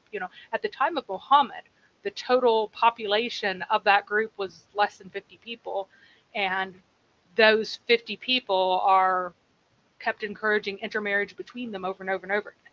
And that would be something that is a queer form of marriage. Although other countries have had that too, because it contrasts with Christendom, which again defines normativity, then that becomes queer, right? Also, marriage with one's own illegitimate child is allowed in some of the Sunni Islamic traditions. So someone asked, is it permissible in Islam for the one who committed zina with a certain woman to marry her daughter? I've heard that such a marriage is not permissible. Is that true? Please answer as soon as possible. And the answer is Muslim jurists differ concerning the legality. Hanafi scholars state that zina prohibits relationship by marriage and hence is not permissible for one who's committed zina with a certain woman to marry her daughter or mother, as a person who committed zina would be accustomed to have frequent contacts with the woman he had committed zina with, and most probably he would not stop such contact after marriage. Hence, enmity would spread between the woman and her daughter or the woman and her mother. The Shafi'i scholars, on the other hand, state that zina does not prohibit relationship by marriage, and according to Imam Shafi'i, there is nothing wrong if the man marries the daughter of the woman with whom he committed zina. Moreover, it is reported that some of the Maliki jurists prohibit such marriages, and others do not prohibit it. I see that the opinion of Imam Shafi'i is preferable, and hence such marriages become permissible as long as the following conditions are observed. And so it's, he won't have sex with the person he had been having sex with before, and he really won't have, he's truly repented of what he's done before. But he says that the Hanafi school is preferable if those conditions aren't observed. I would like to stress that if a man committed zina with a certain woman, later concluded a marriage contract with their daughter, the woman with whom he committed zina before is like his real mother. He's not allowed to marry her, let alone commit zina with her. If he committed zina with her, it'd be as if he committed zina with his biological mother. But what about the daughter? Does the daughter have to be not one of his own daughters? And the answer is no, because illegitimate children are those born out of illicit relations, and they are given the names of the family to which they belong. Okay, so if the woman was unmarried at the time, to be given the names of the mother alone, and the illegitimate child would be consigned to having no family. If the child was born onto the bed of another man because the woman was married, then the child would be considered legally in every sense to be that man's. So if you can marry the child of the woman with whom you committed zina, in Islamic law, you can marry your own biological child because, as I've covered previously, DNA does not count in whether or not you're related to someone or not. What counts is Islamic law and Islamic standards. So if you can marry the child of someone you had intercourse with illegitimately, that means you could marry your own biological child, and that is allowed. Now, I've is got a there couple anything else? yeah, I got a Go ahead. couple comments. I was sorry, I was Yep, that's in the fine. process of typing something. So Rose here, she just doesn't get it. Man, she doesn't get that the idea of Pride Month, the idea of celebrating queerness is about celebrating minorities, right? It's about celebrating people with different sexualities. She keeps saying that you aren't specifically finding statistics where this behavior still takes place. This presentation is way off. It doesn't support the title. If Mary cares, then she should find statistics on the focus on the problem. Using generalities is insane. Rose, you are saying that there's something wrong with these sexualities. Don't you get it? You're saying that queerness is not acceptable when you say stuff like that. which if you want to say that, fine, say that. But this presentation is about presenting the facts, presenting the history of Islam and how it has embraced queer sexualities. Does it mean that every Muslim or a majority of Muslims or most Muslims were had some sort of unusual sexuality? No, that's not what we're saying at all. Your call for statistics undermines the legitimacy of these alternative sexualities. So if that's what you want to say, then just say that when Islam supports, isolated Muslims, whatever, support necrophilia, that's wrong. That kind of sexuality is wrong. Then just say that. We are actually just presenting the data on the subject, not passing judgment on it.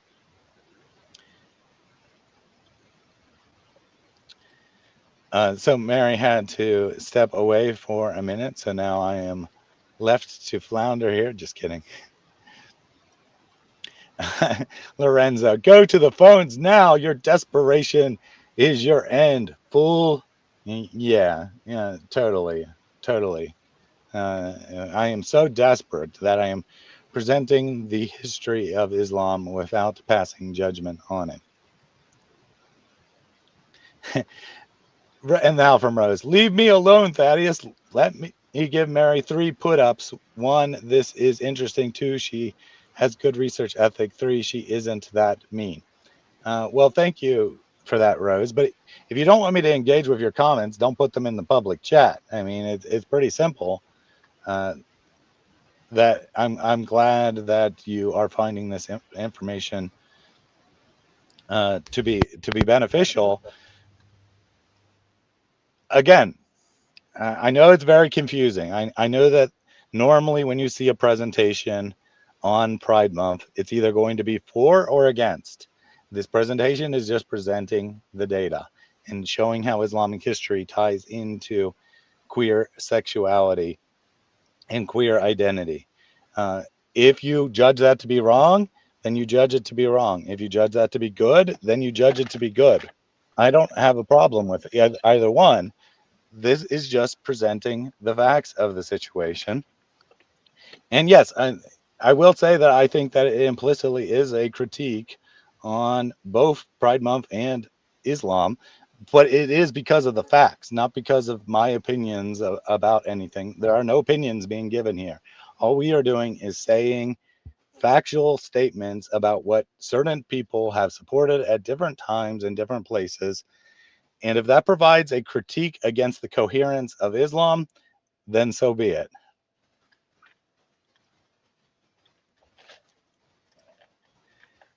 Did you want to go ahead and Okay, continue, yep. Mary?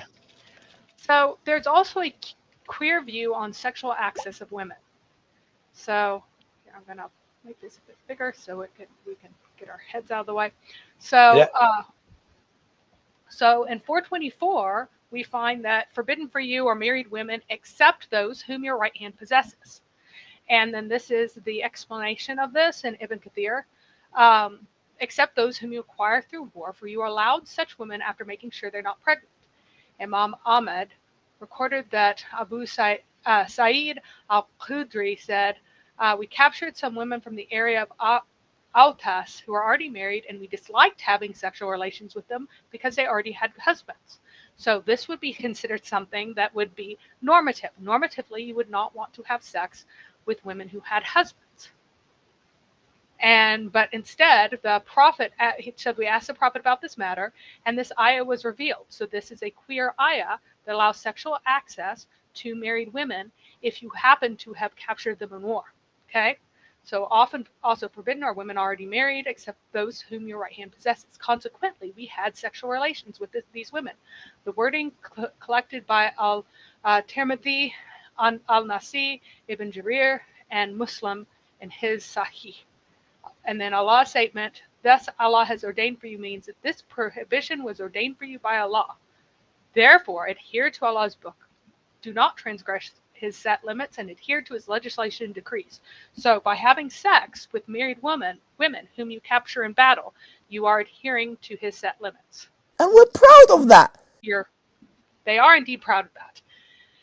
And here's a book called Islamic Homosexualities that notes a crucially important difference between Islam and Christianity.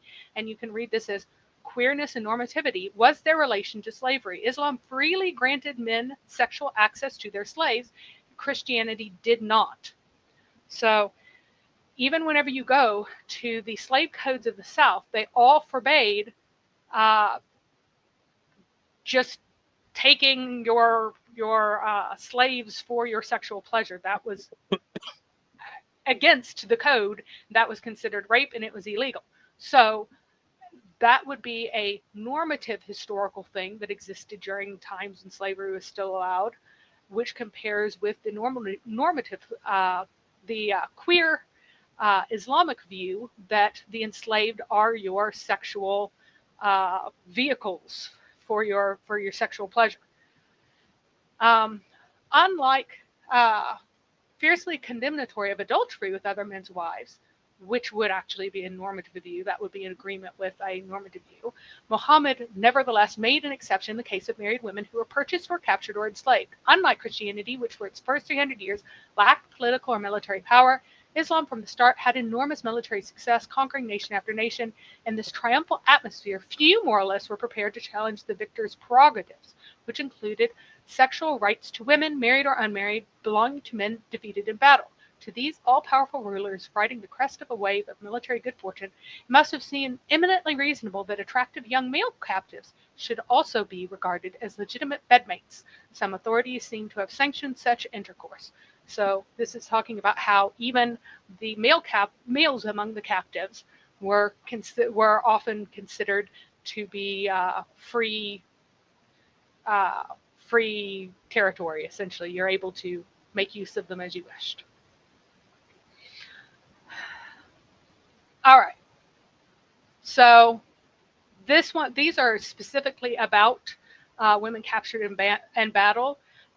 Here is one where women are captured and they wanted the ransom. So they wanted to not keep these women either as slaves or wives. They didn't want to keep them. They wanted to ransom them. However, they wanted to make sure that their value was still high and that their family would ransom them, so they didn't want to get them pregnant. Because if they were pregnant with another man's child, their family might not want to ransom them now.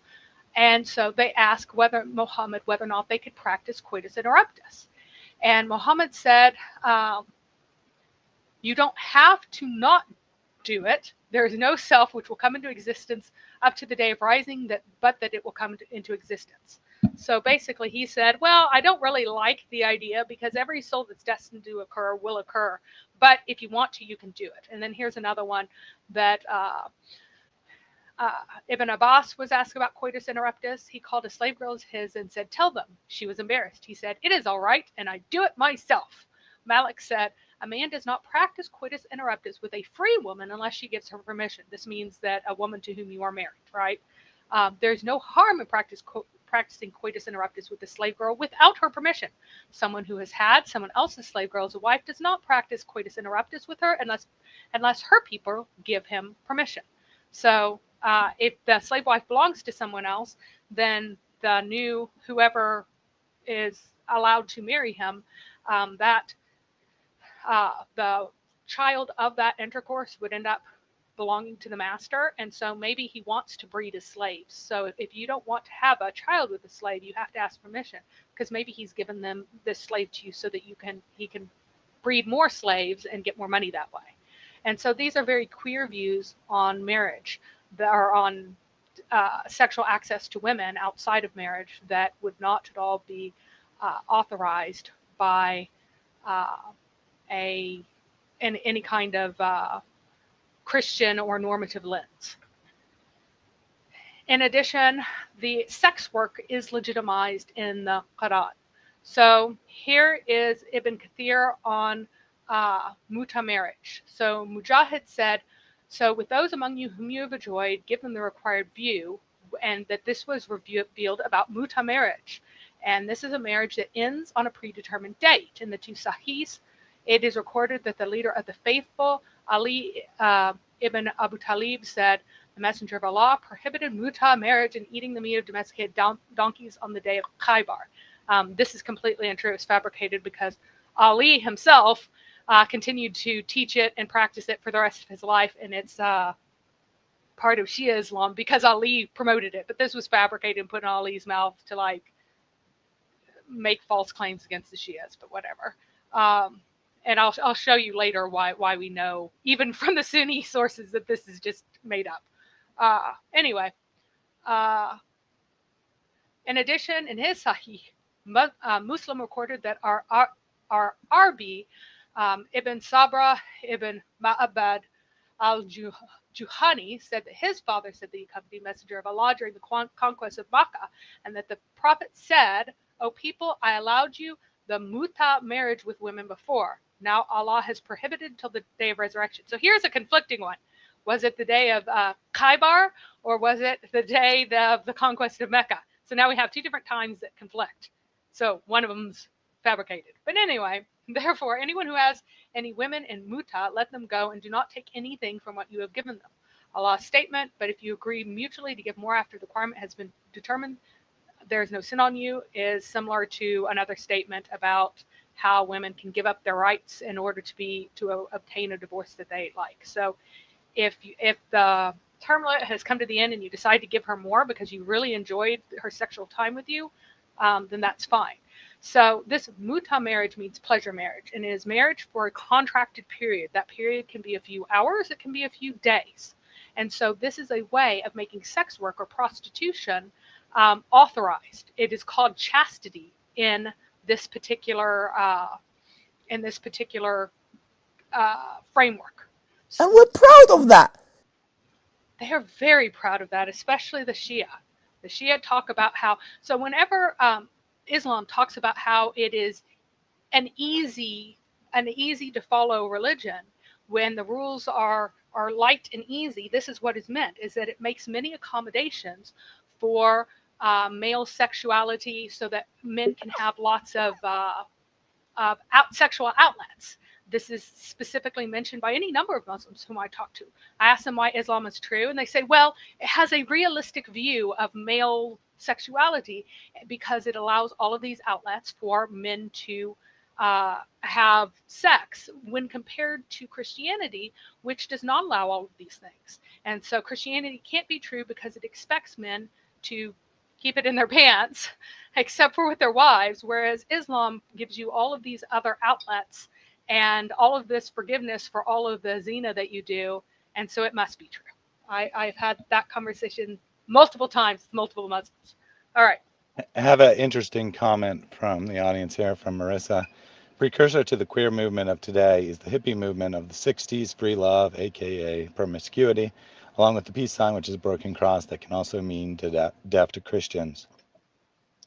And I think there is some validity to this statement, that although it would no longer be considered all that much of a queer sexuality, at the time it very much was the idea of free love, right? So I think there's some validity to this as the start of the break of society away from Christian values. Well, you actually can go all the way back to the 18 teens, and you can discover there a guy named Owens, I believe it was, who created he tried to be a reformer, and he wanted to create a socialist. It's pre-Marx, but it's the same ideas that came out of Marxism, of this perfect socialist kind of environment. And he founded one of the utopian societies in the United States, and they always had free love, because with the nuclear family comes the concept of ownership and property, even within the family, because that is my husband, that is not your husband. That is my child. That is not your child. And so they wanted to have sex become this thing that is ubiquitous and promiscuous, as I said at the very beginning. So it's everywhere all the time, and you share it completely.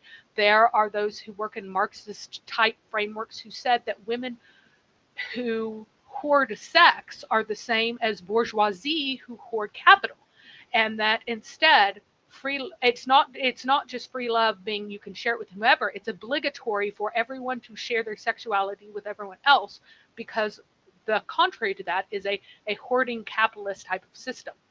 So yes, the hippies were part of this. It starts way before that. It continues uh, far later. So this is the stream in which the the alliance between the hard left and Islam is functioning, because Islam is intensely queer when seen in a queer theory viewpoint. That's why every Muslim who has run for office has run under the same ticket, because that's the ticket that will legitimize things like polygamy and other systems like that. Hmm. Yes, the transcendentalists were into that stuff too. They were actually later than this dude. I'll come up with his name in a second. His whole name. Yeah, the Muslims seem to be triggered pretty hard today. We've had a number of Muslims come in. None of them addressed anything being said. Well, that's not true. One of them did claim that we were wrong about what was being said, even though we were, again, literally quoting Islamic scholars. Um, and followed up that it's not fair to say that that's the view of all of Islam. And I agree, right? That what one scholar says isn't the view of all Islam. But that's kind of the point here, that we're celebrating the diversity of opinion within Islam, where we have many Islamic scholars embracing all kinds of queer sexualities, and they all seem to justify their support for it by looking at the life of Muhammad. But most Muslims have been like nostalgia here, who just comes in, says that we are that this is a mockery, we can't be taken seriously, and then rage quits. Seems that facts are not so convenient to his view. Yep. Continuing on. So, and I was mistaken. It isn't Owens. It was Owen, just without an S. All right. So, this is the same guy, Arabi, who was mentioned earlier. He's from the Juhani. Juhani means that's like his tribe, Al Juhani. He's a Juhan person, right? And so his upper garment wasn't as nice as his companions, but he was hotter. And so she said, I'd rather have sex with you for your upper garment. And so they had that. Uh, relationship. And then Muhammad said, whoever has any of these women whom he married temporarily should let them go. Supposedly, this is supposed to be uh, at uh, at Mecca after the conquest, um, but it doesn't say that in here. I kind of wonder where that context comes from, because it doesn't come from the Hadith itself. So there must be another tradition. The Hadiths are actually very partial compared to the entirety of the Islamic corpus. It's kind of shocking how huge it is. All right, so if you go to this one, we find out that Uthman was said to forbid muta, and also joining Hajj and Umrah. Now, there is a type of Hajj that is called uh, Hajj with for muta or something like that, which is actually meant like a pleasure type of Hajj in which you can combine Hajj and Umrah. But this is actually saying two distinct things. First, muta, the marriage, and also muta in the form of joining Hajj and Umrah. So it's actually talking about two separate things. So, and this is Ali ibn Hussein, which means the grandson of Ali, is saying that no, it was Uthman who forbade it. And he said, Uthman said, are you doing this while I've forbidden it? And Ali said, I will not give up the sunnah of the messenger for any of the people. So he's saying that this is something you made up, so I'm not going to follow it. Now, the Sunni Muslims might say that, yeah, this was for the time of Muhammad, and even though Uthman got rid of it, Muhammad actually meant to too. But there is the existence of something called mistyar marriage in Sunni Islam. And Tyler King, I did about probably 20 hours worth of work for this particular presentation. So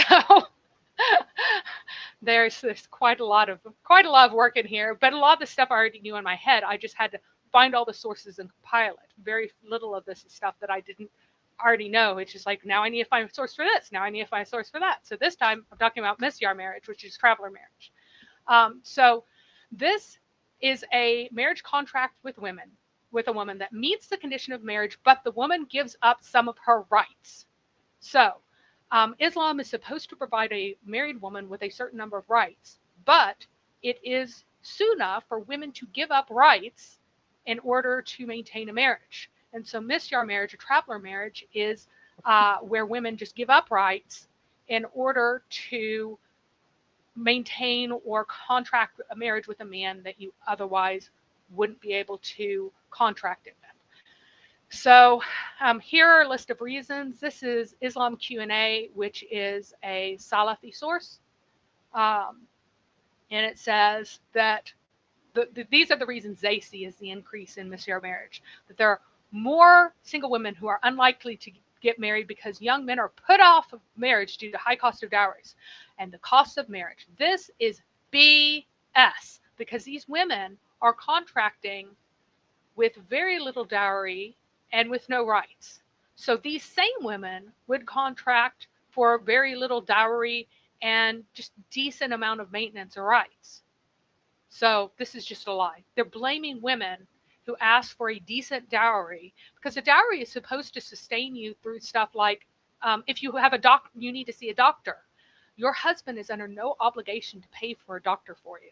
That's how little Islam considers men responsible for whenever they have purchased the rights to your vagina, that you need to come up with the money to see a doctor. And so one would expect women to set a dowry such that if they invest it, they're able to, from the profits from this, supply things like medication and surgeries and things like that for themselves that their husbands have no obligation to provide. Now, of course, a loving husband might provide it anyway, but saying that women are demanding too much whenever there are women who are demanding practically, very, very little to get in these misyar marriages seems extremely insincere to me. Another one says some women may need to stay in the family home because they're the only caregivers for family members, or because the woman has a handicap and her family do not want the husband burdened with something that he cannot bear. So this might be a mentally disabled girl who has a handicap that would be too much for the husband to bear, but by providing sexual access to a man, then she can monetize her vagina and give her parents some benefit from it. So, or she has children, cannot move with them to her husband's house, and other reasons. Some married women want to keep some women chaste because they need that, or because they need a variety and halal pleasure without affecting the first wife and her children. So this marriage is considered chaste. It's considered chastity, right? And so it is an alternative to prostitution in other forms, which is not chaste, right? And so this is a halal pleasure. And because of misyar marriage, he's not fully supporting this wife. It is much more similar to prostitution, and so less insulting to the first wife and her children. It also financially impacts them and his family less.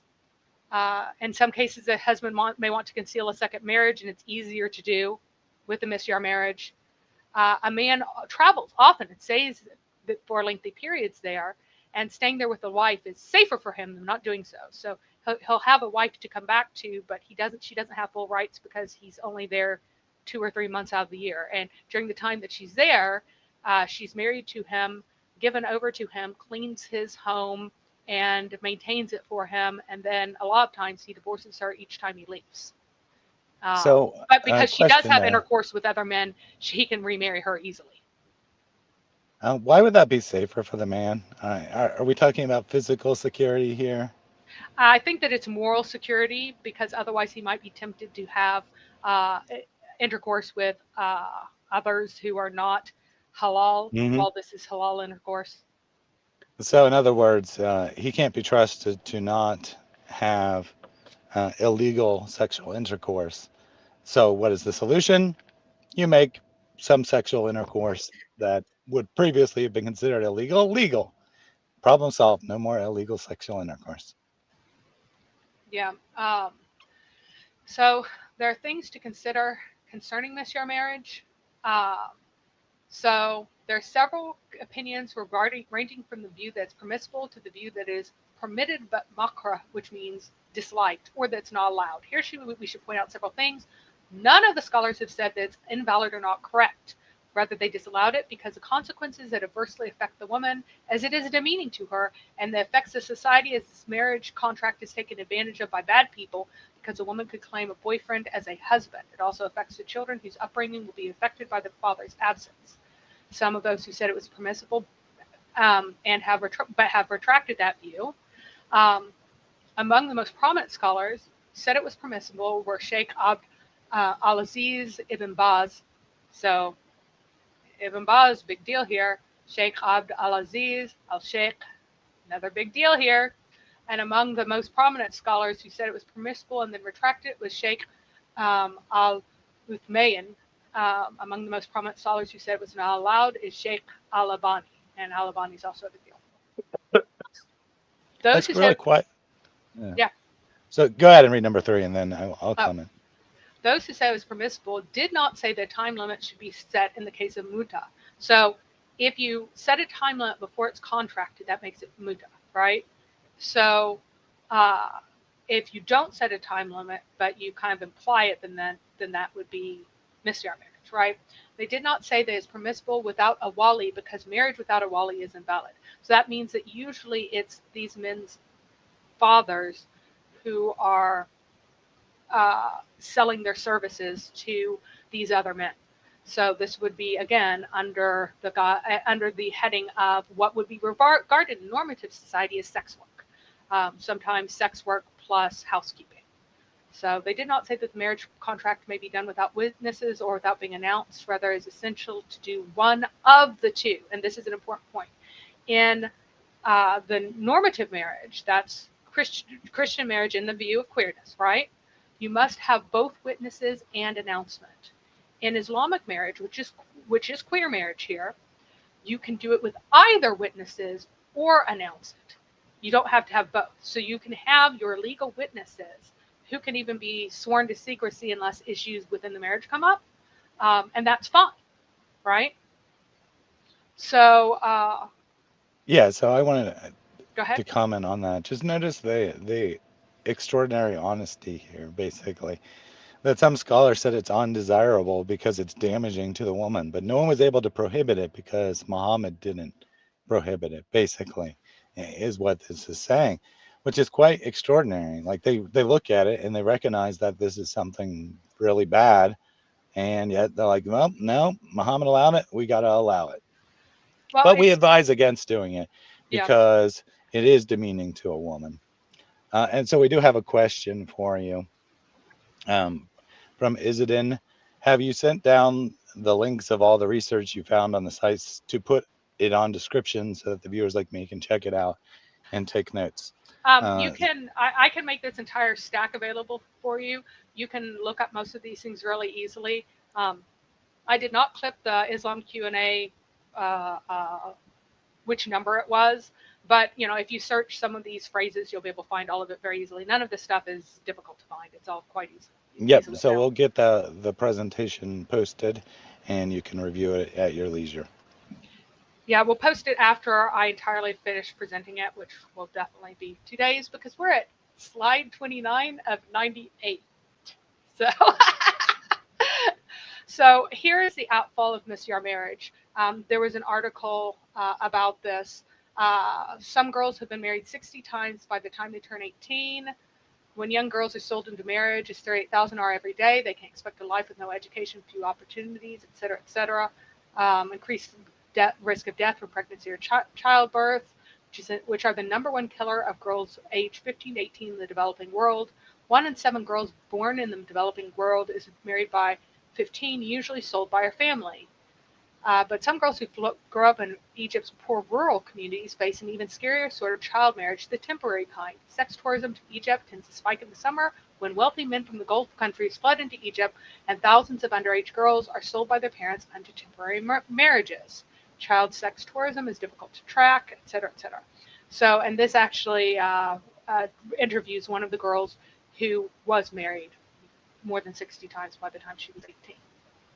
Yeah, So yeah, we have it is nikah, not zawaj. So it is zawaj is the word for marriage. Nikah is the word for coitus that is halal coitus with a particular person. So the sealing of a contract. So so we have a comment here, which I'm not actually sure what it's supposed to mean, because it could be read either way. That's why hookup culture, short contract winning, great job, Christian, wins. So are you saying that, I mean, are you trying to say that Islam is better because it has the exact same thing, but there's a legal contract involved? Or are you trying to say something different? Because I'm not actually sure what you mean. yeah, he's basically saying that men are going to sleep around no matter what because Islam uh, endorses this and provides an outlet for it. It is superior. This is exactly what I said about Muslims saying that Islam must be the truth because it accommodates male sexual lust in a more, gives them more halal outlets, and so does not identify their behavior as sinful. Hmm. Now, if we look Or to at put it Christian, differently, put in regards to the stream, that Islam legalizes queer sexualities, therefore it embraces this diversity of human experience, and everyone should believe in Islam because of that, I guess. yep, and if you look at traditional Christian society, in the 13th through 16th and 13th through 17th centuries, actually, the rate of illegitimate birth in Christian country, Western Christian countries that had good records. Some places records got destroyed and stuff. So we're talking about areas like France and England that had good records that go back to the 13th century. You will find that the rate of illegitimate birth remains less than 2% um, at all times. I'm frozen on screen. I hope people can still see me. Um, and so with the rate at less than 2%, that means that 98% of children were all born within wedlock and were not considered to have been born in any sort of fornication or illegitimacy, even though in the West we believe that the potential time for you to gestate is normally only 9 months and can only be, at most, without your baby dying, unfortunately, 10 months at the outside. Because they didn't have ways to bring on birth if you just weren't going through it and you had a delay for some reason. Um, Whereas in the Islamic world, uh, birth is considered up to 4 years from the time of conception to be legitimate. So that's another Islamic queerness, is in the definition of how a person becomes related to another person and what's considered a relation. So if in Western uh, Christian normative society, DNA would be considered evidence whether or not someone's related to someone else. Um, that birth was within 9 or 10 months of intercourse, that would be considered evidence of whether or not a child is related to someone or it's not possible. Someone's on a 2-year tour in Iraq, then the child who was born 2 years after he left, has not been home, is not his according to Western ideas. But again, because uh, we're talking about a queer system that does not hold rationality and reason in the same regard, and instead reasons from the Sunnah and does not reason independently of the Sunnah. Things like video evidence, DNA, gestations of more than 3 years are all considered to be not evidence of illegitimacy. So again, in the West, illegitimacy rates were less than 2% under the ancient normative Christendom values, whereas under values that have sought to queer the culture, that is not the case. But that would be another type of queering, just like the queering of misjar marriage. So misjar marriage is a queering, so is sleeping around without misjar marriage. They're both queering. So they're just different flavors. Uh, anyway, here was a particularly funny one. So the actual study showed that men resort to miscarriage marriage to avoid hurting the feelings of the first wife. So wives overwhelmingly hate for their husbands to get married to anyone else. Understandably, that's one of the reasons that such a thing is considered uh, an affront in normative Christian society, because the the kinds of insults to the feelings of the wife matter. And apparently, these guys are more influenced by the normative non-queer ideas, and so resort to a different form of queerness to avoid offending and hurting their wives in other ways. So it is legal without the across Arab countries. But the funny thing is that they then go on to immediately blame working to reduce the exorbitant cost of marriages so that some men don't have to resort to miscarriage marriages for economic motives, when in reality, they could marry these same girls for very little overall if it were a true, lasting relationship. But in reality, it's because they want to have the enjoyment of this and they don't want to have the responsibility for it. And It's now, actually very interesting, right? That the headline on this article from a Middle Eastern newspaper, it says that the study shows that men resort to miscarriage marriage to avoid hurting the feelings of their first wife. And then you have the Islamic speaker or cleric, I don't know his exact position, but some sort of Muslim saying, we're working to reduce the burden, the financial burden of having a wife. The implicit implication here is that a wife's feelings being hurt means that she's not getting enough financial resources, which just shows how out of touch this guy is with the reality of the situation. It has nothing to do with finances. The woman wants to be treated as the special exclusive partner of her husband. well, this one here is saying particularly that they're not wearing the second wife in a permanent way because uh, it's too expensive to marry a wife. But the women that they are marrying would be a second wife for far less than anyone else. They're getting very little. That's kind of what the miscarriage marriage is about.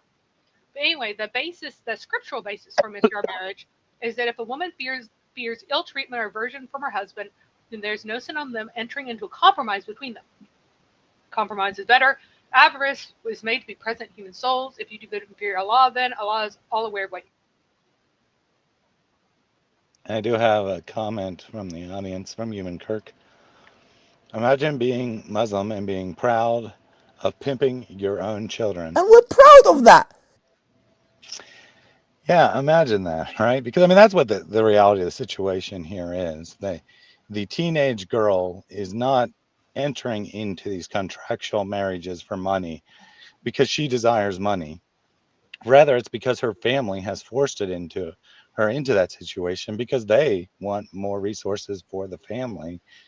So these parents are saying, yeah, my daughter's happiness, who cares? We need the money of these rich Saudi visitors to our country. Is especially prevalent in Egypt, for example. They take a vacation to Egypt and sign up for a wife for a month or two, and then they pass her on to the next rich businessman on his vacation. Yep. And then so this textual uh, support for this comes from Sauda, who was Muhammad's second wife. And it was the sources talk all the time about how ugly she was and how big and fat and ugly she was. Now, fatness is considered beautiful in Islam, but apparently she was a type of fatness that wasn't beautiful, but that she was old and unattractive, and nobody could possibly be attracted to her. And so instead of being divorced, she agreed to give up the basic marital rights. Now, these rights in the Middle East defined what marriage was. So without this, you did not have a marriage. And Muhammad changed this and said that it's okay to get rid of these things and still maintain it as a so-called marriage, even though, like, that would be like saying that for the woman, you can stay married to me, but you will never have sex with me again because I don't want you to, or something like that. Like, and you continue to give me all the things that I normally get. And so he made it such that there is no fundamental right to food, to housing, to clothing from a woman, from her husband in a marriage, even though that was previously a fundamental part of the marriage because of uh, this specific verse. So that would be the basis upon which misyar marriage is said to be allowable, because in order to create the marriage, you have her giving up these rights. And so you can't say that she can't give up the rights to cause this marriage to occur. So there is also, just in Islam overall, there is a queer view on deviance. So in Christianity, it is believed that God is not the author of sin, and that sin comes from the disobedience of humans who turn away from God. Now in Islam, it's different. So it says, by the soul and that which shaped it. That means Allah, even though it says that. And inspired it to lewdness and God-fearing. So this lewdness here means all kinds of indecency, right? And all of its corruption and things. And so essentially, what it's saying is inspired means put into the soul. So what was breathed into this soul came from Allah, and all of your lewdness and all of your God-fearingness are within uh, this soul because of Allah. So it says that prosperous is he who purifies it, and failed is he who seduces it. So if you are able to then purify the evils that Allah has put inside of you, then you are successful. But if you fail and are seduced by the evils that Allah has put inside of you, then you're a failure. But this goes back to the very beginning, where a number of the Sufis have believed that the difference between good and evil is entirely arbitrary when Allah has decreed all things. Because if Allah is love and he decrees all things, then he must also love all things, including, he must love everything that he's decreed, right? And so he's decreed these evils, so he must love all of these evils too, so there's not a difference between the two of them. Yes, so Leviticus 19:29 forbids making your daughters into a prostitute, the consequences of which can be very severe if you are of the priestly class too. So that would be to do that with your daughter would be something that would be, again, opposite of what Christianity embraces, and therefore queer. So here is another way in which Islam regards sin in a very different light, and a queer light. Again, the queer view of deviance in Islam compared to what Christianity says. That Moses argues with Adam and said to Adam, "You are the one who got the people out of paradise by your sin and thus made them miserable." Adam replied, "O Moses, you are the one whom Allah selected for his message and his direct talk. Yet you blame me for a thing which Allah had ordained for me, for before he created me." Allah's messengers further said, so Adam overcame Moses by his argument. So here Adam is saying, I am not to blame for the sin that I committed, because it was written for me by Allah. And so that was predetermined for me by Allah. So how can you blame me for this? And according to Muhammad, that was the correct view. And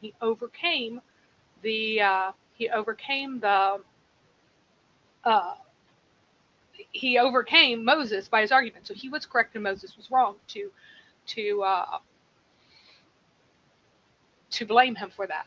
So here is another one that says, the Prophet said, Allah the exalted and glorious said, a slave committed a sin. And he said, oh Allah, forgive me my sin. And Allah said, my slave committed a sin. And then he realized that he has a Rab, Lord who forgives the sins and punishes for the sin. He then committed a sin and said, my Rab, forgive my sin. And Allah said, my slave committed a sin, and then realized that he has a Lord who forgives the sin and punishes for the sin.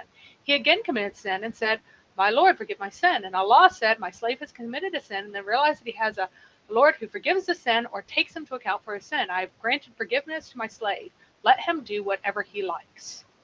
So it says that last sentence, let him do, means as long as he keeps asking for forgiveness after the commission of sins and repents, Allah will forgive him because repentance eliminates previous sins. So this is a fundamental teaching in Islam. It's really odd because Muslims like to say, haha, in Christianity, can you just say, forgive me, and then you're forgiven? But in Islam, that's exactly what happens. And that is what is taught explicitly. So, and one that Thaddeus has mentioned a number of times, by him whose hand is in my life, if you were not to commit sin, Allah would sweep you out of existence and he would replace you by those people who would commit sin and seek forgiveness from Allah, and he would have pardoned them. So Allah is very interested in pardoning and hiding sins both. And so he is invested in the commission of sins and requires the commission of sins. This And is we're proud of that. are indeed, sins are required of the law. So, so there's going to be secret talk between Allah and his believing worshiper.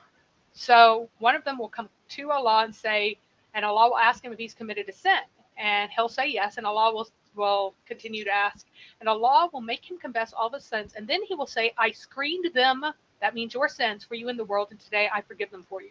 So your sins were secret in the world because Allah made them secret, and then later he forgives them without them ever being public. And this is one of the names of Allah is the concealer, because this is one of the things that he does. And so again, this is an important role for him. So he needs you to sin so that then he can forgive you for sinning, right? Mm-hmm.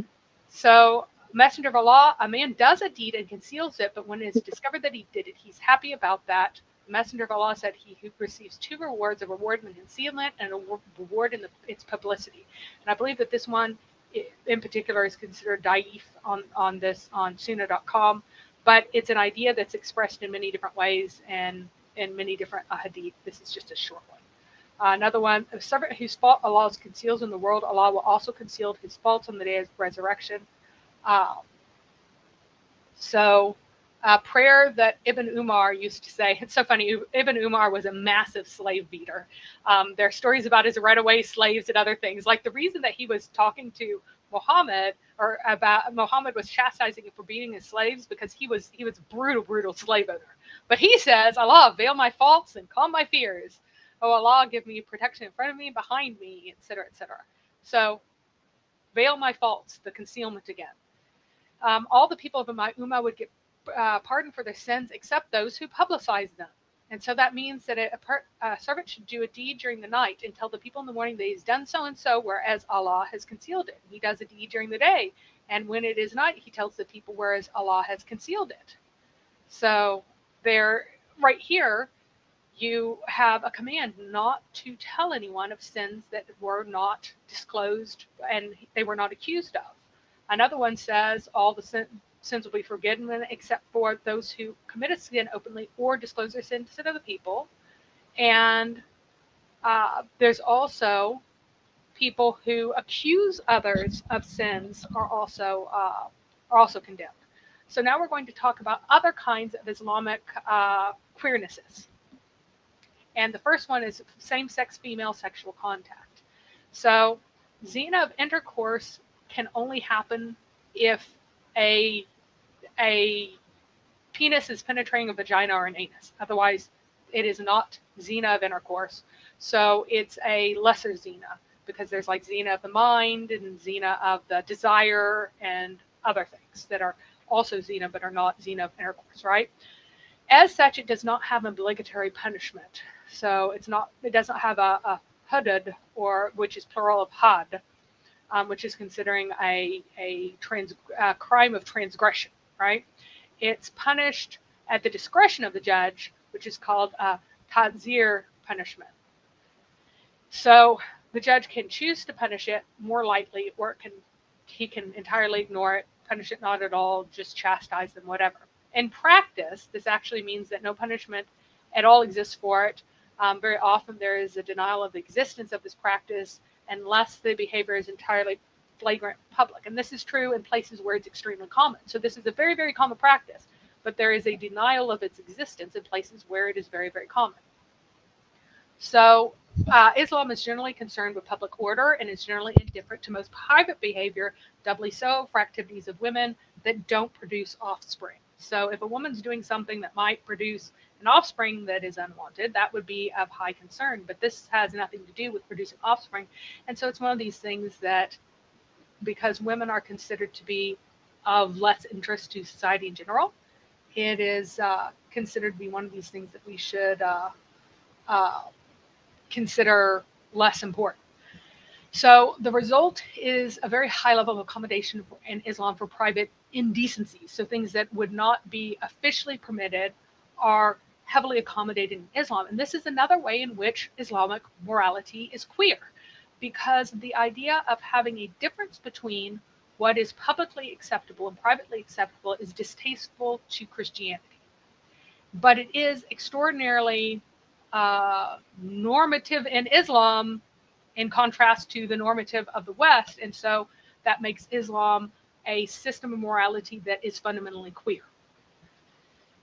So Islam in general is highly accommodating to female-female sexual contact as long as it is kept private. And their definition of private is quite different than what would be our definition of private.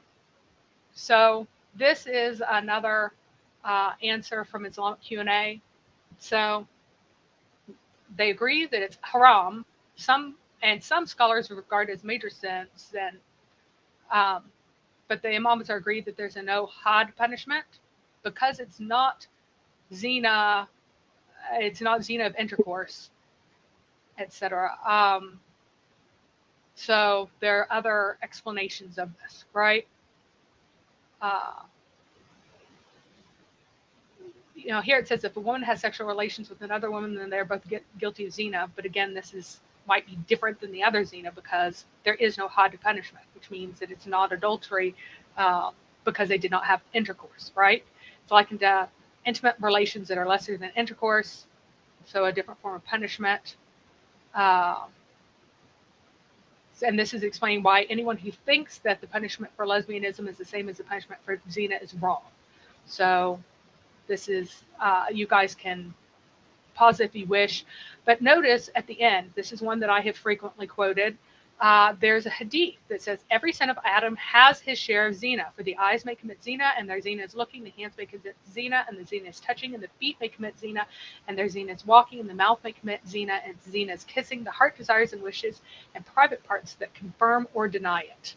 So these are types of zina that are brought to you, or that are caused by Allah, right? His share of zina is written by Allah explicitly. Okay, and so this is here kind of telling you in an oblique way that you need to be aware of that fact. So they're talking about ways to treat the disease of female zina, which I found amusing. So here's the continuation of that same fatwa. And you guys can pause it, read all of it later if you want to, but I wanted to present the whole thing so that you would not feel like I'm hiding any of it from you, but it's pretty much the same. Okay, so there's also same-sex male sexual contact that exists in Islam too. And of course, sodomy would be zina of intercourse, right? So the punishment would be had. However, it falls under the same limitations as female-female sexual contact, that it must be something flaunted publicly or to be punishable in a way that cannot be politely ignored or formally underlooked. So, but As a result, male-male sexual contact is an entirely normalized part of Islamic culture anywhere Islam goes. It merely conforms to Islamic requirements. Because women are so deprived intellectually, culturally, and socially, men rarely bond with them and instead see them as conduits for semen, children, and tribal alliances. And as a result, emotional bonding primarily occurs with other men. So, uh, and ouch. So, if you have an important man who has a male lover, he can shower his male lover in public favors, but he cannot put his male lover in a harem or call him his wife or have public sex with him, right? Even if he has an orgy, that orgy is in private. The bounds of publicity are interesting in Islam and very different from what you would think would be the bounds in Christianity. He can write him explicit poetry. He can write explicit poetry about his lover's body, but the limit stops short of him saying, "I sexually penetrate this man," or "I am sexually penetrated by this man" in a formal setting, pretty much in so many words. You can go pretty much short of that. As long as it can be overlooked, it typically will be overlooked. So, Yeah, I don't know where your next slide is going to go, but in my research, I found that there is a long history of supporting what would now be called a homosexual relationship between men. And, the more of this like actual love relationship as opposed to the sexual act itself. Now, supposedly these relationships are supposed to be abstinent, they're supposed to be without sex, but the love relationship between men is accepted traditionally in Islamic culture. with sex, it is entirely normative in Islamic culture, um, to the point that more Right, young right. men have Well, sex with boys than have sex with. But the issue is that we have problems with taking our normative non-queer standards and labeling them as, the Islamic culture as being hypocritical, which is what the normative uh, point of view would be. But to a queer point of view, the kind of honor society that makes these distinctions would then be quite valid, and that it wouldn't be hypocritical. It would just be an issue of classifying things correct. yeah, Um, yeah. So to be clear, in the Islamic understanding or the honor shame understanding, for the relationship to be non-sexual only requires that no one talks about it being sexual in public. Doesn't mean that there is no sex going on behind closed doors. yeah, well, even So what you can't do is you can't like go to the bar and talk about having sex with your boyfriend. But what you can do is have a love relationship between two males behind closed doors, as long as no one talks about it. well, it's You not that, can, even that's not really true. It's about public.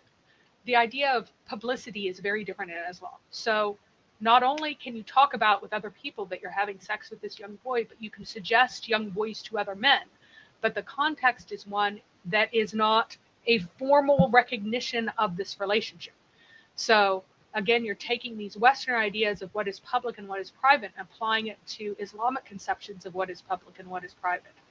And they're just not the same. So you can have entire gangs handing around gangs of young boys, meaning groups, not like uh, formal associations that have criminal activities or anything, but these groups of young boys handing around younger members of their group to have sex with in turn, and talking and openly calling him a receptive person.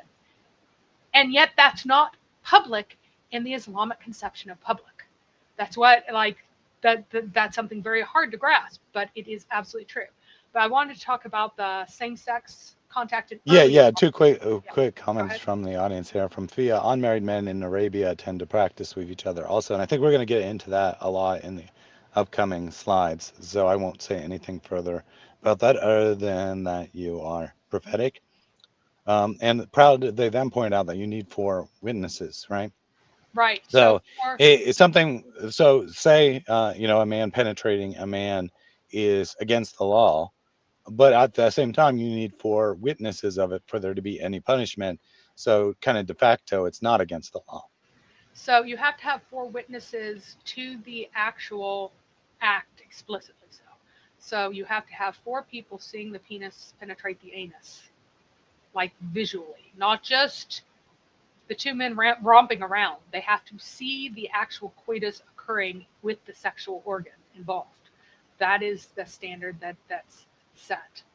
So one situation in which there was sexual male sexual contact in early Islam is that Muhammad was almost certainly used by his own uncle in this way. Um, so Al-Razi relates that Abu Talib said one day to his brother Al-Abbas, "Shall I not tell you about Muhammad and what I saw from him?" He said, "Yes." So he said, "I took him to me, so how could I not leave him for an hour of the night or day? I do not trust anyone with him. I even used to make him sleep on my bed, so I ordered him one night to take off his clothes and sleep with me. And I saw the dislike on his face, but he hated to contradict me, and he said, 'Oh, uncle, turn your face away from me until I take off my clothes, because no one should look at my body.' To look at his body, I did not see anything, and I often missed him from my bed, so if I got up to seek him, he called me, 'Here am I, uncle, so come back.'" So this is a translation, which is why some of this is slightly goofy. So Abu Talib had particular tastes, and his tastes ran to males, young, virile, handsome males. There would be no reason to take a little boy to your bed naked except to make sexual use of it. There was no tradition apart from this in early Islamic practice. So yes, he almost certainly was having intercourse with him, and that's why he put him in his bed. Now, we find out about his preference whenever the Quraysh tribe was trying to tempt Abu Talib away from Muhammad and tell him that, and get him to stop supporting him. So this is like the 3rd time that they're trying to convince him to stop supporting Muhammad. Uh, so they went to him with Umara ibn al-Walid ibn al-Mughira and said, "O Abu Talib, this is Umara, the strongest and most handsome young man among the Quraysh. So take him, and you will have the benefit of his intelligence and support. Adopt him as a son and give it up to us, this nephew of yours, who has opposed your religion and the religions of your fathers, severed the unity of your people, and mocked his way of life, that we might kill him." Of course, here it's saying that they're giving him this boy so that he can adopt him. Abu Talib had 4 sons whom he literally could not afford to keep. And so Muhammad had taken into his own custody Ali, and his uncle had taken Jafar into his custody because Abu Talib could not afford to keep his sons, and he still had 2 sons. He had no need of more sons. The reason he has been offered the most handsome young men among the Quraysh was for intercourse. That is very clear. There would be no other reason to offer him, and his handsomeness was first because of it. They're just trying to make Abu Talib look less embarrassing for being this very, he's supposed to be super noble and stuff. So Yeah, so I want to, before you go on, I want to make it clear that this isn't an attack against Muhammad, right? He's a victim here. His uncle raped him. That is not a criticism of Muhammad, but it is an illustration of the reality of the culture, and that this was considered normative for men to take advantage of prepubescent boys because that is the only thing that they had access to. And let's be honest, before you reach puberty, a girl and a boy don't look all that different. So they were happy to take advantage of the boys. yeah, and so this is from Abbas, and this story here, this narrative, is about Muhammad. Whenever Abu Sufyan came to Muhammad so conquering Mecca, Abu Sufyan realizes the way this is going to go, and so he goes and throws himself on Muhammad's mercy. And there are some very interesting phrases in here. I have the Arabic here so that all the Arabic readers can see it. You can see I'm not making anything up. Now, what's really funny is that if you just translate the page, Google lies about it.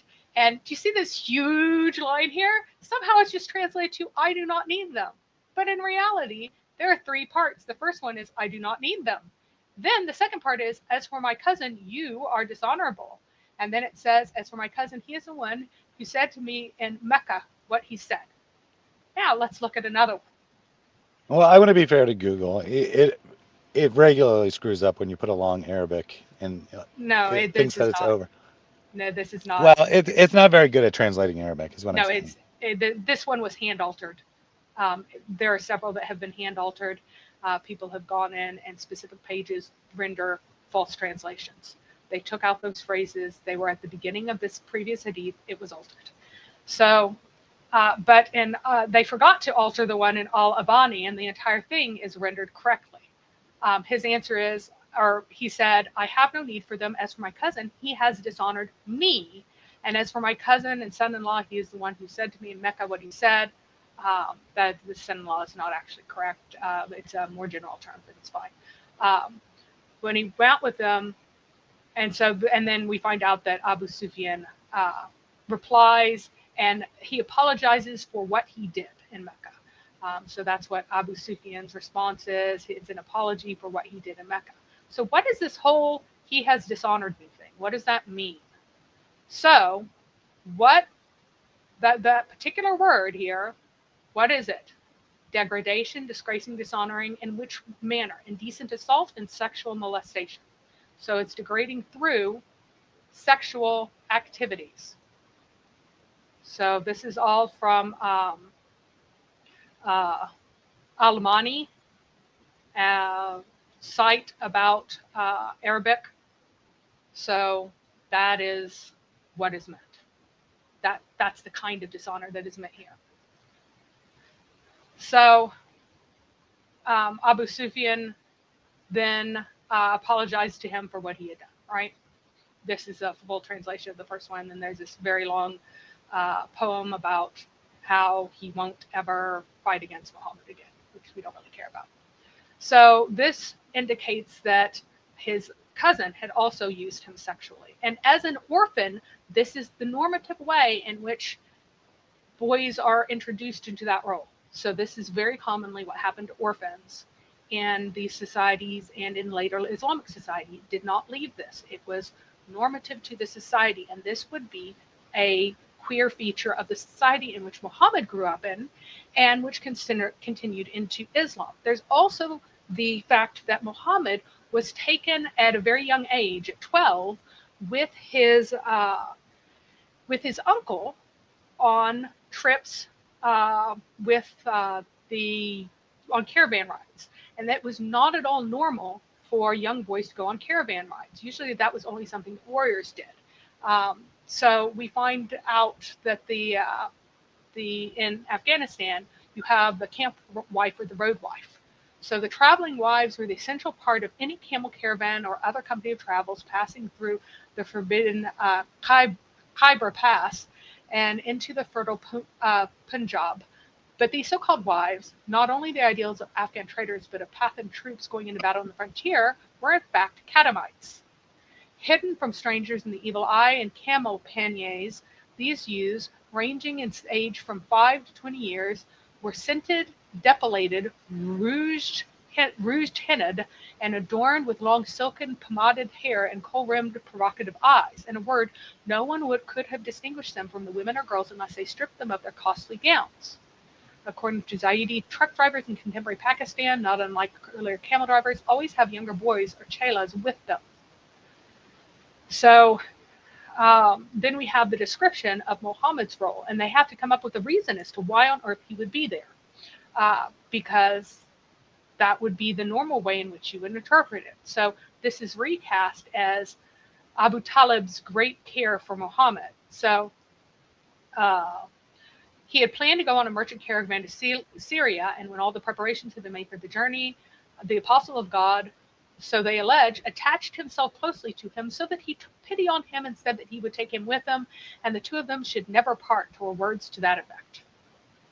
So now there's this very young boy who is not normally taken on these caravans being taken. You also find that he gets left behind, as a woman would get left behind in this legend of Bahira, left behind with the caravan. and not invited in with the men. So here is another one from Musnad Abdullah ibn Masud, which talks about Muhammad's encounter with some thin men. And I don't know Arabic that well. I am learning it, and yes, my pronunciation is still pretty terrible, but we are working on that over time, and it will continue to get a bit better. Uh, Now, this is just a straight up Google translation, which is not fabulous, but you can still kind of get the sense of it, right? So he talks about seeing thin men, and so who were riding Muhammad. He said, and Muhammad, this is Ibn Masud talking, may Allah's prayers and peace be on him, used to recite to them. So as he was being ridden by these men, he's reciting to them. And they made to come to me, or they gathered around me, like tending me. And Abdullah was terrified of them. And then that means, like, when dawn comes, they began to leave. And then he says that he was overcome with a heavy pain from having been ridden by them. And he says, I find myself heavy. And then Muhammad put his head on Abdullah's lap. And then he came wearing long white garments, etc., etc. Now, here's an actual translation from done by a Muslim who transmits the entire story in a more coherent way, but a few words are different here and sound a little bit nicer than they actually are. So I wanted to pull up the auto translation first, because this one reveals a few things that this does not. So, excuse me. The messenger asked me to come out with him, so we set out until I came to such and such place. He drew a line for me and said to me, stay there within this line and do not come out. If you come out, you will perish. So I stayed within it. The messenger of Allah went on as far as one could throw a stone, or a little further, or words to that effect. Then he mentioned the shapes of figures as if they were black people. They were not wearing any clothes, but I could not see their private parts, and they were tall and slim. They came and started climbing on the messenger of Allah. And this is where it says riding before. Riding the messenger of Allah. And the prophet of Allah started reciting Quran to them. And that's started reciting to them. He said, and they started coming and going around me, getting in my way. Abdullah said, I got very scared of them, so that I sat down, or words to that effect. When dawn came, they began to leave, or words to that effect. Then the messenger of Allah came, looking drawn and tired, and this is where it actually says heavy, that he looked heavy because of their writing of him. He said, I feel very heavy, not tired, or words to that effect. The messenger of Allah put his head in my lap, or words to that effect, and the figures came wearing long white garments, or words to that effect. The messenger of Allah had gone to sleep. Abdullah said, then I felt more afraid of him than I had the first time. And this is from a different narrator, and this was kind of added to the end of this hadith, and it's talking about what these thin, dark men had been saying, that the slave of Allah has been given something good, or words to that effect, his eyes are sleeping, or his eye is sleeping, or words to that effect, but his heart is awake. And it has various things about what they might have said. And then when Muhammad woke up, he said, what do you see? And Abdullah said, I saw such and such. The prophet said, nothing of what they said was hidden from me. The prophet of Allah said, they are a group of the angels, or some of the angels, or whatever Allah willed. And so this was the phraseology here of being ridden is understood in Arabic in a sexual sense. And the pain that was mentioned was explicitly mentioned of Muhammad afterwards. So he seemed to have continued to have rather dark encounters after the encounter at the cave that had scared him so much. Yeah, So, I do want to point out that what this is not, right? This is not Muhammad having consensual sex with other men. It appears that he either actually or imagined being attacked by a group of demons who were using his body sexually, correct?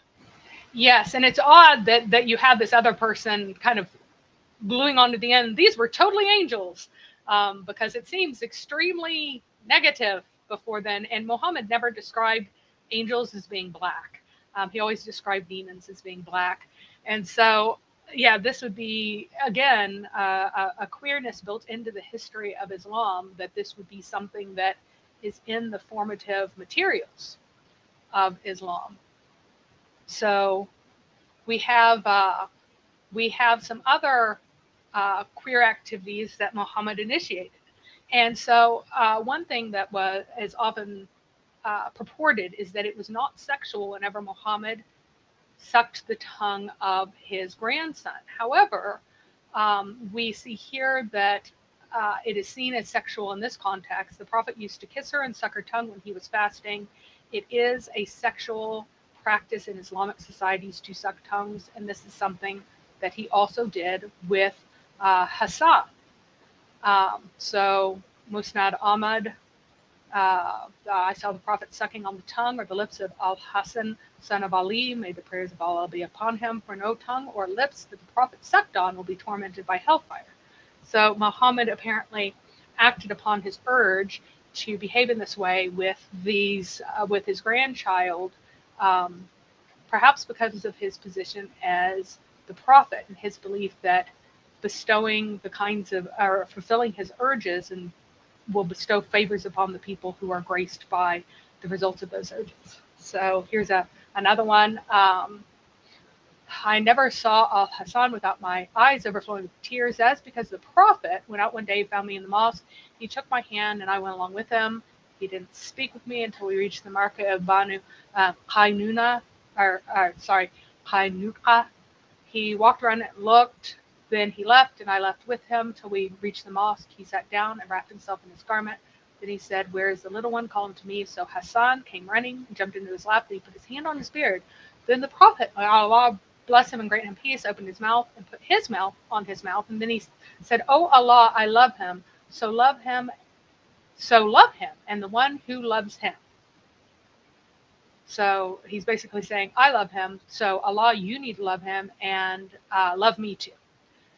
So this seems to have disturbed a number of the early scholars, because a number of them kind of rewrote it as a kind of miracle and said that it was actually Hassan was very thirsty, and so asked his grandfather some water, but there wasn't any. So Muhammad put his tongue in his mouth and became completely satisfied for thirst, and he never became thirsty again, and he never needed to drink again in his entire life. Another one said that his mother didn't lactate at all, and so instead the spit of the Prophet came over and fully satisfied him, and that is what he was essentially reared on. So, but this would be because these are excuses are made, we understand that this was indeed seen as a kind of sexually queer activity of Muhammad, even by the scholars who found a need to recast this as some sort of miracle or in some other light. So a couple quick comments from the audience here, from Kenshi. Seeing like hate like this from Christians really makes me so happy. Alhamdulillah, I became a Muslim. And that's Well, very interesting. I don't recall any hate from anyone. All I call is us recall us. All I recall is us reading a bunch of Islamic texts. So if you think the words being said are hateful, then you think that Islam is hateful, and you're proud of being a person who is a member of a religion that produces hateful texts. Very strange stuff. yes, indeed. I'm. It's very odd because apparently Islamic sources are now hateful. So that's striking. That is striking. So Muhammad also kissed the penis of Hussein as well. So here is one tradition from Imam al-Haythami, the messenger of Allah, putting Hussein's legs apart, kissing his penis, related by al-Tabarani, and his chain of narration is good. Al-Tabarani is pretty darn important. Another Imam recorded a similar remark, declared its narrator to be good in hadith. So I saw the messenger of Allah putting Hassan's legs apart and kissing his penis, etc. In Arabic, the word for penis is this, but a different word has been used. It's considered vulgar in the Arabic language. So most likely it's a more primitive word. Sometimes words that are more primitive get replaced by more polite words later on. So I would not conclude from this that this was a rude word at the time that this was used. Most likely it was just the normal word, and later it became rude. But it's a process that happens a lot in languages. But it's just a note for those who are looking for the modern. So quick pause here. Lorenzo, the greatest defender of Islam in history that we are all extremely terrified of, according to his own statements, has not said one word on topic this entire time. He's been sitting here for over 2 hours, spamming nonsense, saying how hateful we are, and now he's decided to describe the Mother Mary, Mother of Jesus' vagina, in great detail. This is the Islamic response to seeing their own sources read. They are so filled with hatred, or at least Lorenzo is. I don't want to attribute his behavior to every Muslim, but Lorenzo is so filled with hatred that he can't engage with any of what's being said and starts spewing vile, disgusting hatred against a woman who is considered a very important figure in his own religion. Amazing stuff. Indeed. Well, I guess he kind of has the same attitude. And she's supposed to be a mother of believers in Jannah because Muhammad is supposed to marry her. So, anyway, so recently, um, recently, folks have tried to say that, oh, he's not reliable, but here are sources that show that he is, and that this narrator is in fact reliable. Um, it's also recorded from another chain of narrators by Ibn Abu Layla, excuse me, and Imam Behiqi. Oh goodness, I'm not sure how to pronounce his name at all. Honestly, I just don't know Shia sources nearly as well. So we were with the Prophet when Hassan came to him, and the Messenger of Allah lifted up his shirt, kissed his penis. This one says his narrators are not strong, but they are all trustworthy except for Abu Layla. No one blamed him to be a liar. At maximum, they objected that his memory is not strong. According to their own rules of hadith, the science of hadith, the hadith cannot be rejected completely on the basis of a weak memory of one narrator. Weak memory can cause small mistakes, like the change of names, but the whole incident is not rejected, especially in such cases when the same tradition has been recorded by another chain of narrators too.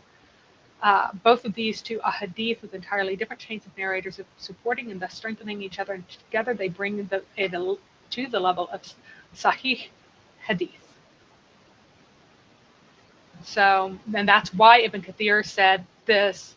Hassan was the eldest one among his siblings, and the Messenger of Allah loved him so strongly they used to kiss his penis. And while Hassan was a little boy, that is why he also sucked his penis with his tongue. It's part of the Islamic fiqh. And this is very important because the fiqh defines what Islam is. So Muslim scholars only use those ahadith and rulings that they consider to be authentic enough for that purpose. So they consider this hadith to be strong enough to be used in fiqh rulings. So they allow in general to kiss the penis of a small boy. Again, this would be an example of queerness in Islam because of this ruling. According to Imam Zuhri and Imam, oh goodness, it's not needed to do wudu again after touching the penis of a small boy, and it's also allowed to see and touch it, and it's narrated from the Messenger of Islam that he kissed the penis of Al-Hassan and he didn't do wudu again. Ibn Taymiyyah says this, a Messenger of Allah used to kiss the penis of Al-Hassan. And we're proud of that. Apparently so. So Imam al-Nawawi, we have some of the people of the knowledge say the ablution is broken by the touching one's own penis, excluding the other. And I replied to these people with the proof of the tradition of Taq ibn Ali, may God be pleased with him, that the messenger once asked about touching from the penis in prayer, whereupon he said, should it be something other than a piece of you? And through Abu Layla, who said, we were there with the Prophet Muhammad, whereupon Al-Hassan came rolling on him. Then he removed his shirt and kissed his penis. And because he touched a part of the body, the ablution was not broken like the rest of the body parts. And our companions prove it with the narration of Busra, and it is authentic, just as we had submitted, etc., etc. So we see, and Nawawi takes the report as evidence. He does not reject the intimate kiss. He accepts that the Prophet kissed the part. He explains the intimate kiss in accordance with ablution. He proves the evidence to his companion, and he confirms that it's authentic. So that would definitely be something that would be considered to be queer in queer theory, and in So contrast to what we would expect. we are currently at 10 o'clock. If you want to find a stopping point, we'll open it up for calls. We may not have a lot, but yeah, we can open it up for calls now. I'll talk about effeminate men as a kind of third gender. So actually, I don't know Shia sources as well, not because I'm a closet Sunni, which would be pretty funny, but because most Muslims that I interact with are Sunni and not Shia, so I have fewer reasons to learn it. So I have not read all of Al-Kafi. I don't know all of the imams' names, and I can't put them in order yet, but it will come eventually. It will take a very long time. So if folks want to come up and engage with this, yep. Next time we will go through effeminate men and things like that. Until then, until people come up, I'll continue through stuff that occurred at the time of Muhammad, and then is someone here? Well, so I do have a relevant Yep. comment, which isn't exactly a pushback, but and Proud They Them says anyone can write whatever they want. Just because a book has someone's name on it, it doesn't mean it's a legit source. And he's very correct about that, right? Now, I don't actually know what his position is on any of these things, because it gives conflictory messages in the chat. But it's very true that someone could have made up these stories about Muhammad, but that's also very true about all the rest of the stories about Muhammad. So you need an objective standard. If you're going to say I reject some of the sources and not others, you need some sort of standard. It can't just be I don't like what this source says, so it's untrue. Yep. That would definitely be difficult. And we also have the issue. Oh, look, we have a couple people up.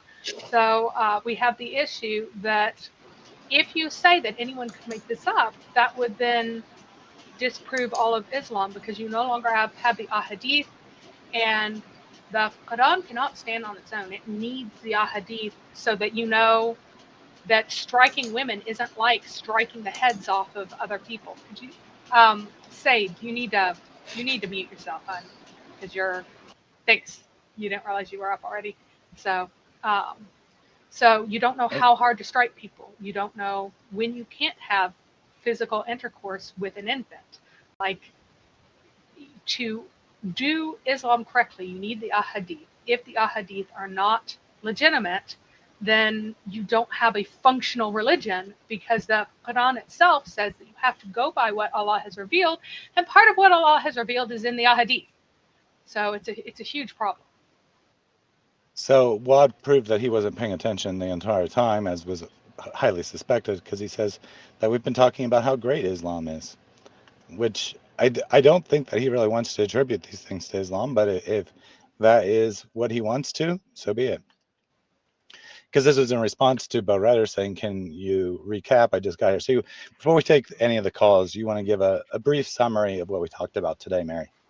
So we started out by defining what queerness is in queer theory. And we explained how we're concentrating mainly on Islamic sexualities and how they're queer.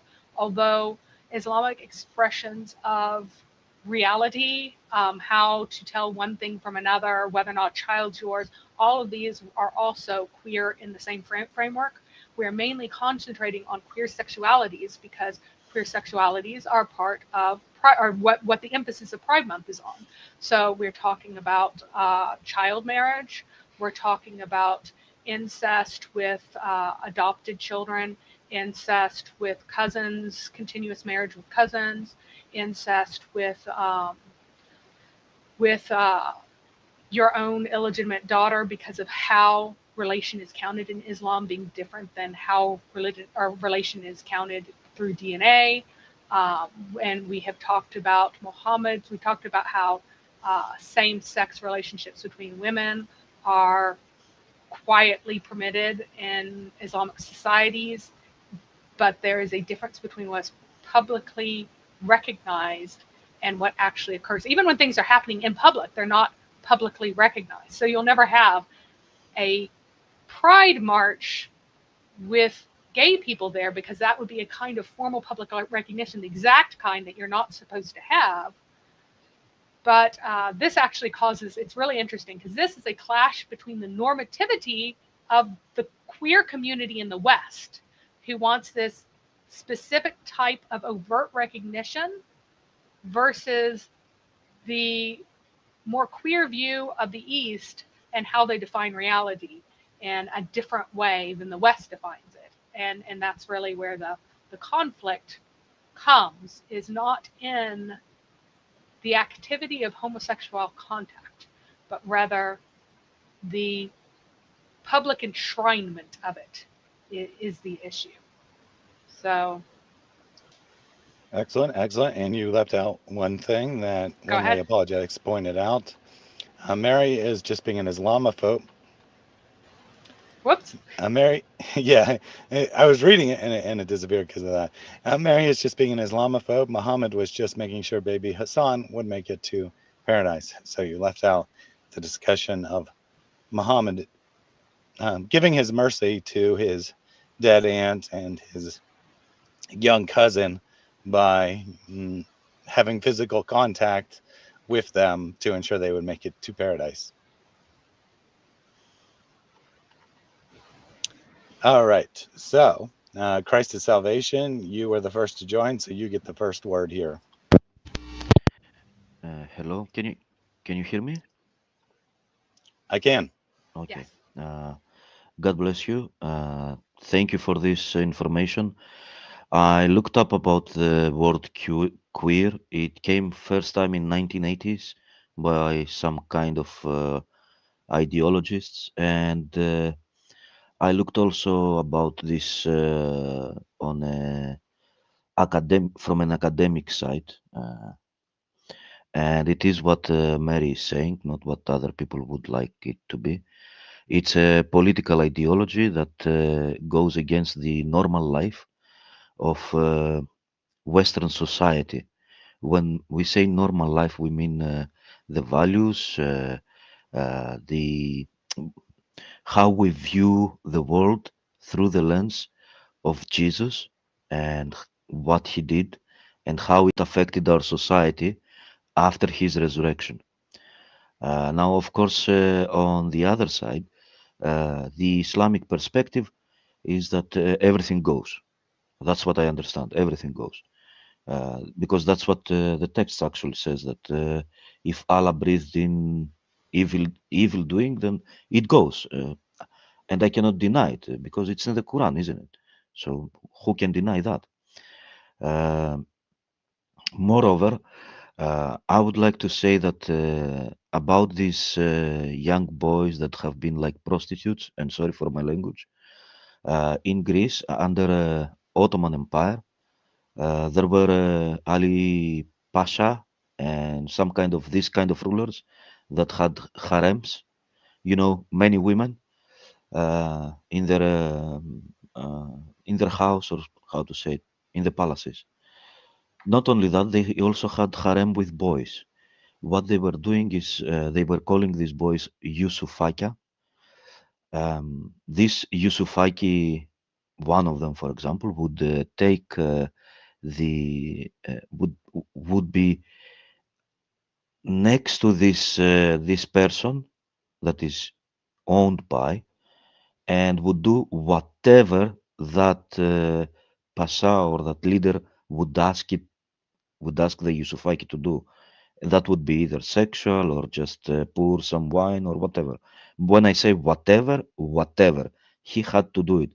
And the how to say, the age of this of these people were 13 to 16 of the of the Yusufaki, because over 16 they were considered males already and not teenagers. Therefore, they were sent for military expeditions. Through these military expeditions, of course, you know, they were having captive women and children and whatever they had. In the Greek history, under this Islamic law and under this Islamic occupation, many parents were, how to say it, making scratches on the faces of the children, either boys or girls, so that the leaders wouldn't see them as beautiful and they would reject them and let them with their parents. Otherwise, they would take them, kidnap them, and would make them their whores and their prostitutes and stuff like that. And I would like to say also one thing. Mary, you proved Muhammad so many times wrong today and earlier, all these days that I'm coming and listening to you, that women can never be half in intelligence than men, because you opened my eyes to so many things. Peace and love of Christ to you, to everybody. That's what I wanted to say. I'm closing the microphone. Thank you for that. Yahya says, too many Marys. I'm an atheist ex-Muslim. You're correct about the sources, just not about the conclusion that there is an alliance between the far left and Islam. Mary, you said you wanted to respond to this, so I brought it up. Yeah, I wanted to respond to this one publicly because while Islam might not think that there's an alliance, the far left absolutely does, because the far left sees Islam as fundamentally queer because of the background of Islam and the extreme amounts of queer sexuality in Islam. They see them as fundamental natural allies. Islam is opposed to Christendom. And so Islam is their natural ally in their eyes. And this is why they are allies, because they see all of this queerness in Islam. They see that Islam promotes or considers the ideal kind of intercourse to be intercourse between a grown man and a little girl who can't yet bear sexual penetration. So the husband gets to enjoy her for a while through sighing, as it's often translated. They see this because Islam promotes polygamy, and which Christianity absolutely condemns. So because of this contrast, that's why they. So even though Muslims will not understand necessarily why this is so, you will find that all of the radical progressive groups in the West, the Muslim figures and political folks, are in those alliances, because those Muslims, whether or not they're good Muslims or not up to me to say, but those Muslims see a fundamental alliance between them. Like, one would think that what's her name, who had the affair with her, who officially married her brother and had the affair, Omar, that she would not be considered a good Muslim, and yet she represents a Muslim community here in the West, is among the most hard leftist of all the folks. The Four had 2 Muslims in it, and they were all very hard leftists, because the leftists see a fundamental agreement between these. The Women's March had a radical Muslim person who helped gather, Sarsour, who helped gather money for terrorist causes, as a speaker, because there is a fundamental agreement between the far left and Islam in the eyes of the far left. Whether or not the rest of Islam agrees, there is that fundamental agreement because of the queerness of Islam in their eyes.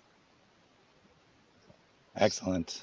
So we are going to try to keep comments fairly brief because a lot of people have called in. But before any of that, I do have a super chat here from Cheeky. Who ate the apple? You ate the apple. The whole apple. Yes, the whole apple.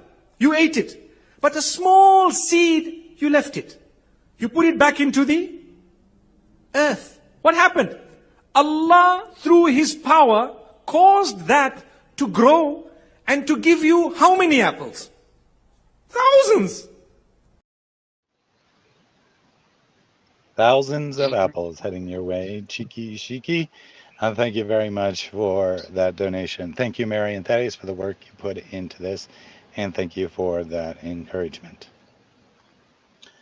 So our next caller is Saeed. So Saeed, you'll have a minute to explain yourself, but first I want you to prove that you've been paying attention to this presentation, and you can be on topic by telling us something that we've talked about. Yeah. Hello, sir. How are you doing? I am doing well. You saying Muslims accept homosexuality and you Christian reject homosexuality. That's what you're Nope, claiming. that is not an argument made any time during this presentation. So I thought you people reject homosexuality and Muslim accept homosexuality. Nope, that is not an argument that was made. So I suggest you go back and take a look at the presentation and figure out something that you can actually respond to. Once you've done that, I'll give you another chance. So Lorenzo, you're up. Same challenge to you. Tell something specific in the presentation that you are going to respond to. You are unmuted.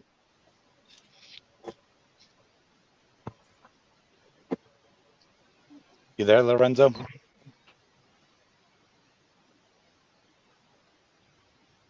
This is astonishing. Usually Lorenzo's ranting while he's on mute, and this time it looks like he's actually not there. So, One Way Apologetics, you're up. Hey, God bless you, Brother Thaddeus, and God bless you, Sister Mary. I believe it is a wonderful thing that God has raised up such intelligent women in the Christian faith to be able to defend the Christian faith and to be able to attack the evilness of this world, especially Islam. I first want to say it was amazing to listen to the presentation. You provided accurate sources and plenty full of sources. The only thing that I would just like to say to you again here on the stream is you do know that you're an Islamophobe, because when Muhammad went and was sucking on little baby Hassan's penis, he was only doing that so baby Hassan would make it to paradise. And also so that he would establish in his sunnah the sucking of penises of infants. We have to keep that in mind. True. Well, I don't know if it would work for anyone else, though, because they are not the special prophets of Islam. They don't have that ability to, just touch someone and make them go to paradise. But the It's the kissing of a saliva. penis, the kissing of the penis is inside of Sharia law, specifically because of this act and the fact that he apparently did it in a mosque and didn't cleanse afterwards before continuing or leading with prayers. So, all right, we'll see you whenever you come back in, Lorenzo. That's fine. But anyway, wonderful job, Mary. Love you. God bless. Love you too. You're honest, awesome and honest every time you come on. That's always appreciated. So Bilal, you are up next. Are you there, Bilal? Hi, can you hear me? Yep. I can. Okay. So actually, you put forth some criticism on Islam, but same thing is fine in the Bible too, right? So you say Prophet Muhammad married the 6 years old girl, but in the Bible, Okay, Jacob. so today's stream isn't about the Bible, and it's actually not even a criticism of Islam. We are just pointing out that Islam embraces Pride Month. So are you agreeing with us that what we said is true about Islam? No, I think. Then you let's mistake. not go to the Bible and let's look at what you actually disagree with. So go and bring up, if you disagree that the having sex with children is queer and is something that was not allowed in Christianity, go find the statutes of canon law that talk about how you can have sex with 9-year-olds or 5-year-olds or 3-year-olds. Go find them. That is what Okay. you need to do, Bilal. I wouldn't So even Okay. do that. your disagreement Okay. is about the Okay. definition of queerness. You need to go away and find Christian canon law and Christian sources that are authoritative. Well, that, even better than that, because again, the subject's not about Christianity. So well, it's about Bilal whether or can, not this is queer. He's saying that it's not queer. It's right. totally normal to have sex with children, so it shouldn't be Well, but then he classified as also queer. said that Islam doesn't teach it. So, he No, wants to have it both ways. no. Actually, I'm telling Islam never teaches you can have sex with children. No, you have. It should be adult first. Second thing, even in the Bible, even Okay, in the Bilal, Midrash. stop. No, Stop now. You need to the bring next, me as the soon as you say sources. even in the Bible, even Nope. you say Let me tell. even in the So you Bible, need you to find concede me. the argument So you because need we're to not find discussing me. the Bible. You need to find me in schools of fiqh where May I it jump? says May that I you jump a must little have. bit, Mary? No, Let hold me on, finish just with hold this. on. So Bilal's Okay. requirement is that he must find in schools of fiqh where it says that you Okay. cannot marry a prepubescent child and you cannot have intercourse with her, because No, I have massive numbers of fatwas and summaries of Islamic law developing through the ages that says the opposite. So Bilal, okay. that Okay. is what you need to bring us. Don't tell me your feelings, your fifis about something. Okay. This is not Okay. about Okay. your feelings about Islam. This is All about right, what he's the got law it, Mary. teaches. So you have it? He's got it. Okay. Okay. Let's see if Let he me talk. actually has it. Okay. So what I'm telling is, okay, in Islam we have a different opinion. Yes, what you're saying is true. Some scholars, maybe I don't know the person. Some scholars say yes, you can have sex with, you can marry a child. But other sources say you cannot. It should be an adult. Okay, which Same in the one? Okay, pause. So you just made a claim. You acknowledge that some sources say this. So thank you for acknowledging that we weren't lying, that we were at least quoting a legitimate opinion. Then you made a second claim that others disagree. I have looked. I have not found any Islamic source that disagrees with this before the 19th or 20th century, i.e., before it became an embarrassment because of Western norms. no, no, it was a traditional way. In Islam, you should be an adult. If you can marry a No, woman, it should be Bilal, an you have adult. to bring a source. You can't just make wild accusations. Yeah, Okay, okay. yeah. So we've brought Let in sources. So I'm going to explain how this works, right? We've brought in sources. If you want to say that there are others who say something different, then you need to bring sources. We can't just okay. engage with you saying things exist. We need to see the sources that support your opinion. I understand Okay. that you might not have those prepared, so why don't you take some time and prepare those, Okay. and we'll still be here. Okay. Let me make one claim. Okay. One claim. Also, I will bring evidence. Also, in even Old Testament. Also in the Midrash. Okay. In the Nope, oral tradition of I try already again. told you. I already told you that the Old Testament Midrash is not the subject. The source is yeah, Islam. And when that's you the run case. to those other things, that's an admission that you've lost the argument. This is No, called the I'm tu not. quo que fallacy. No, When I'm you sure. can't answer for what's in your own text, you go to something else. I will be happy to have a different stream on the history of child marriage in Judeo-Christian societies if you like, but that's not today's subject. That's not what we're going to discuss. No, I'm simply telling you cannot blame us because we are on the same boat. Even Christianity Well, what do you denies mean I So, can't are blame much you? more. Bilal, So Muhammad comes to correct the previous scriptures, but he doesn't correct that. So why are you not able to be blamed for it? That's an endorsement, right? That's your belief that Muhammad came and he corrected things that Jews and Christians had gotten wrong, and he didn't correct that, so they must have had it right if they believed that, in your opinion. Yeah, that's why we have a different opinion. It should be an adult. If you get married, it should be an adult. That's why I told there's different so would opinion. you just Okay, throw a Bilal down because he's just telling his feelings and he's not going from no, no. Islamic sources. He's All not right. going Okay, from let me canon So law, let me. and he's Bilal, just I'm going to go to another caller, but being if childish. just take some time until we get back to Okay, you to look okay, up some okay, sources, and we will be happy okay, to okay, engage with primary sources. okay, okay. Okay, I will bring up the sources. Okay, give me a minute. Yep. Thank, So thank. Skanderberg, you're up. Oh, thank you for having me. Always. First of all, wish you better, getting better and better with your health. What a wonderful show! Another marvelous show. Another walking, talking library. Both of you guys. I am so proud. I have no words to prescribe it. Beautiful teaching. Beautiful teaching. Very patient with all kinds of people there. Early on the show, I heard someone texted to you guys that Christianity promotes homosexuality, the priesthood does this and does that. I would just like to prescribe in my own words. The law enforcement in every country, they pledge to their constitution not to be corrupted, abiding by the law. But maybe one policeman out of 1,000, when they pull over someone speeding, instead of giving him a ticket, if it's a nice girl, they take their phone number. So here is a corruption of a policeman who did otherwise than what the Constitution suggested them.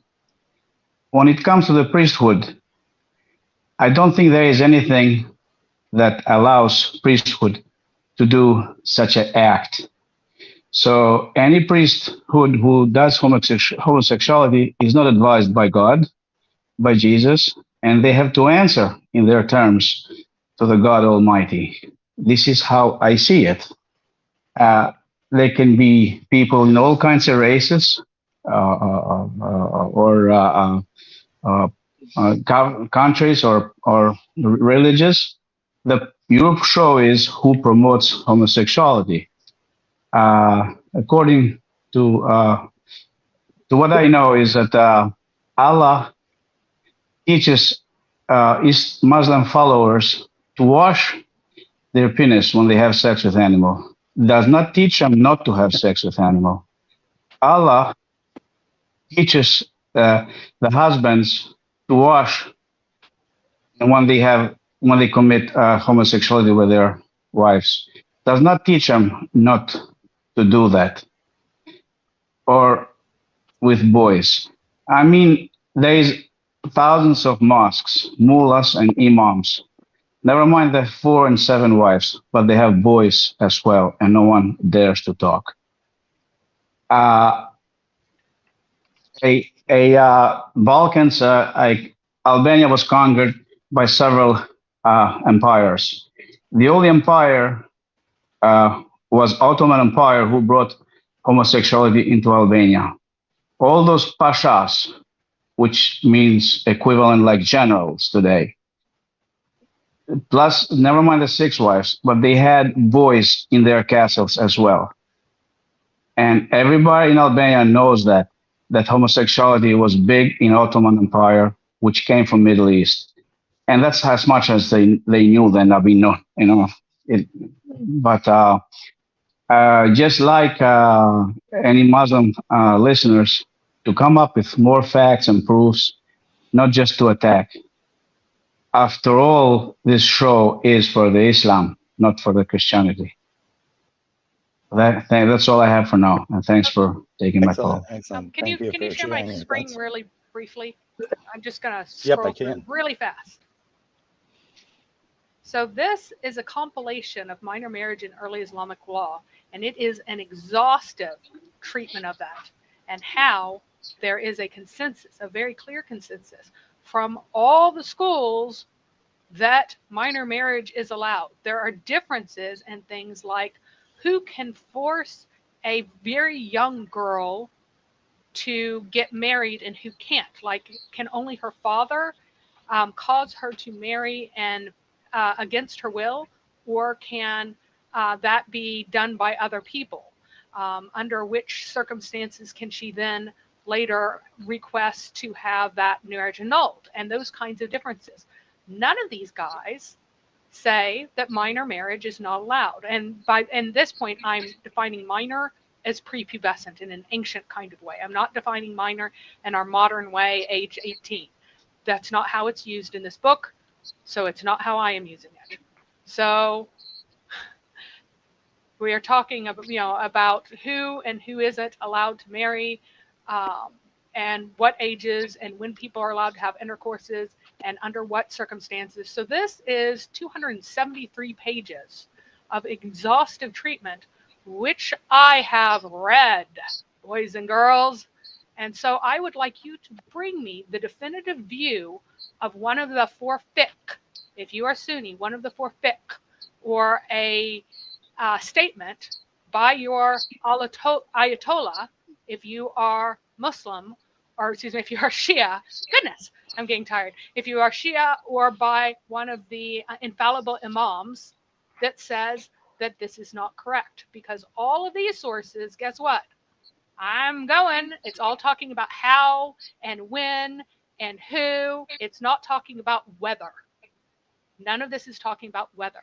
So this queerness of Islam is confirmed in by all of these early Islamic scholars. Why? Because it is the Sunnah of Muhammad and can never be denied. All right, that's it. All right, so we'll get back to our Muslim colors shortly. I do have a couple other guests who I wanted to give a chance to say a few words. Nicodemus, you're up. Hello.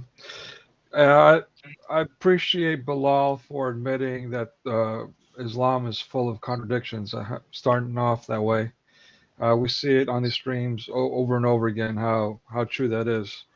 And that kind of sets the way for what I want to ask. But first, I want to give a little illustration of what I witnessed when I was volunteering in the refugee camps in Greece. It was over 5 years ago, 10 years ago. And that was an incident that included a young gay guy who's either in his late teens or 20s, who was attacked by a mob. I just remember him being rushed to the medical center in the facility, and he survived that attack. But I remember in the middle of this mob, this attack, I mean, I just kind of looked into this guy's eyes, and I'm saying that because the following day, when I went back to that camp, I found out that he died. He would die through electrocution. So it was kind of, I have that memory now of looking into this, what turned out to be a dead man's guy. So it kind of stuck with me.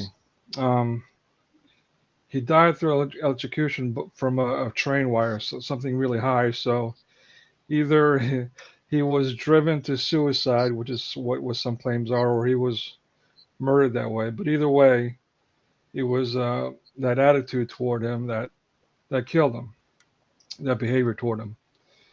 So I'm not a big expert on Islam. I'm kind of wondering, are there Quranic verses or hadith or something that dictates that kind of behavior towards, I don't know, sodomites or whatever?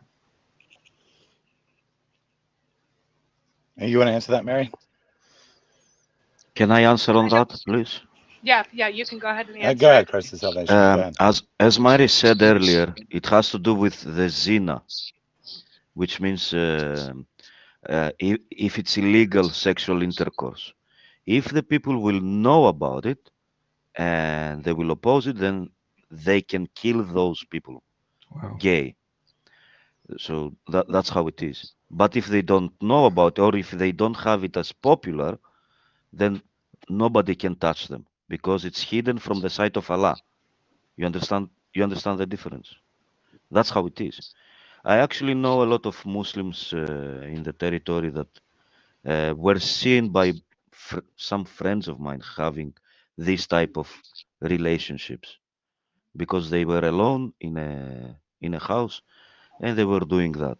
So it's nothing new for me about them. It's nothing new about it from my side because they don't see it as a gay sexual intercourse.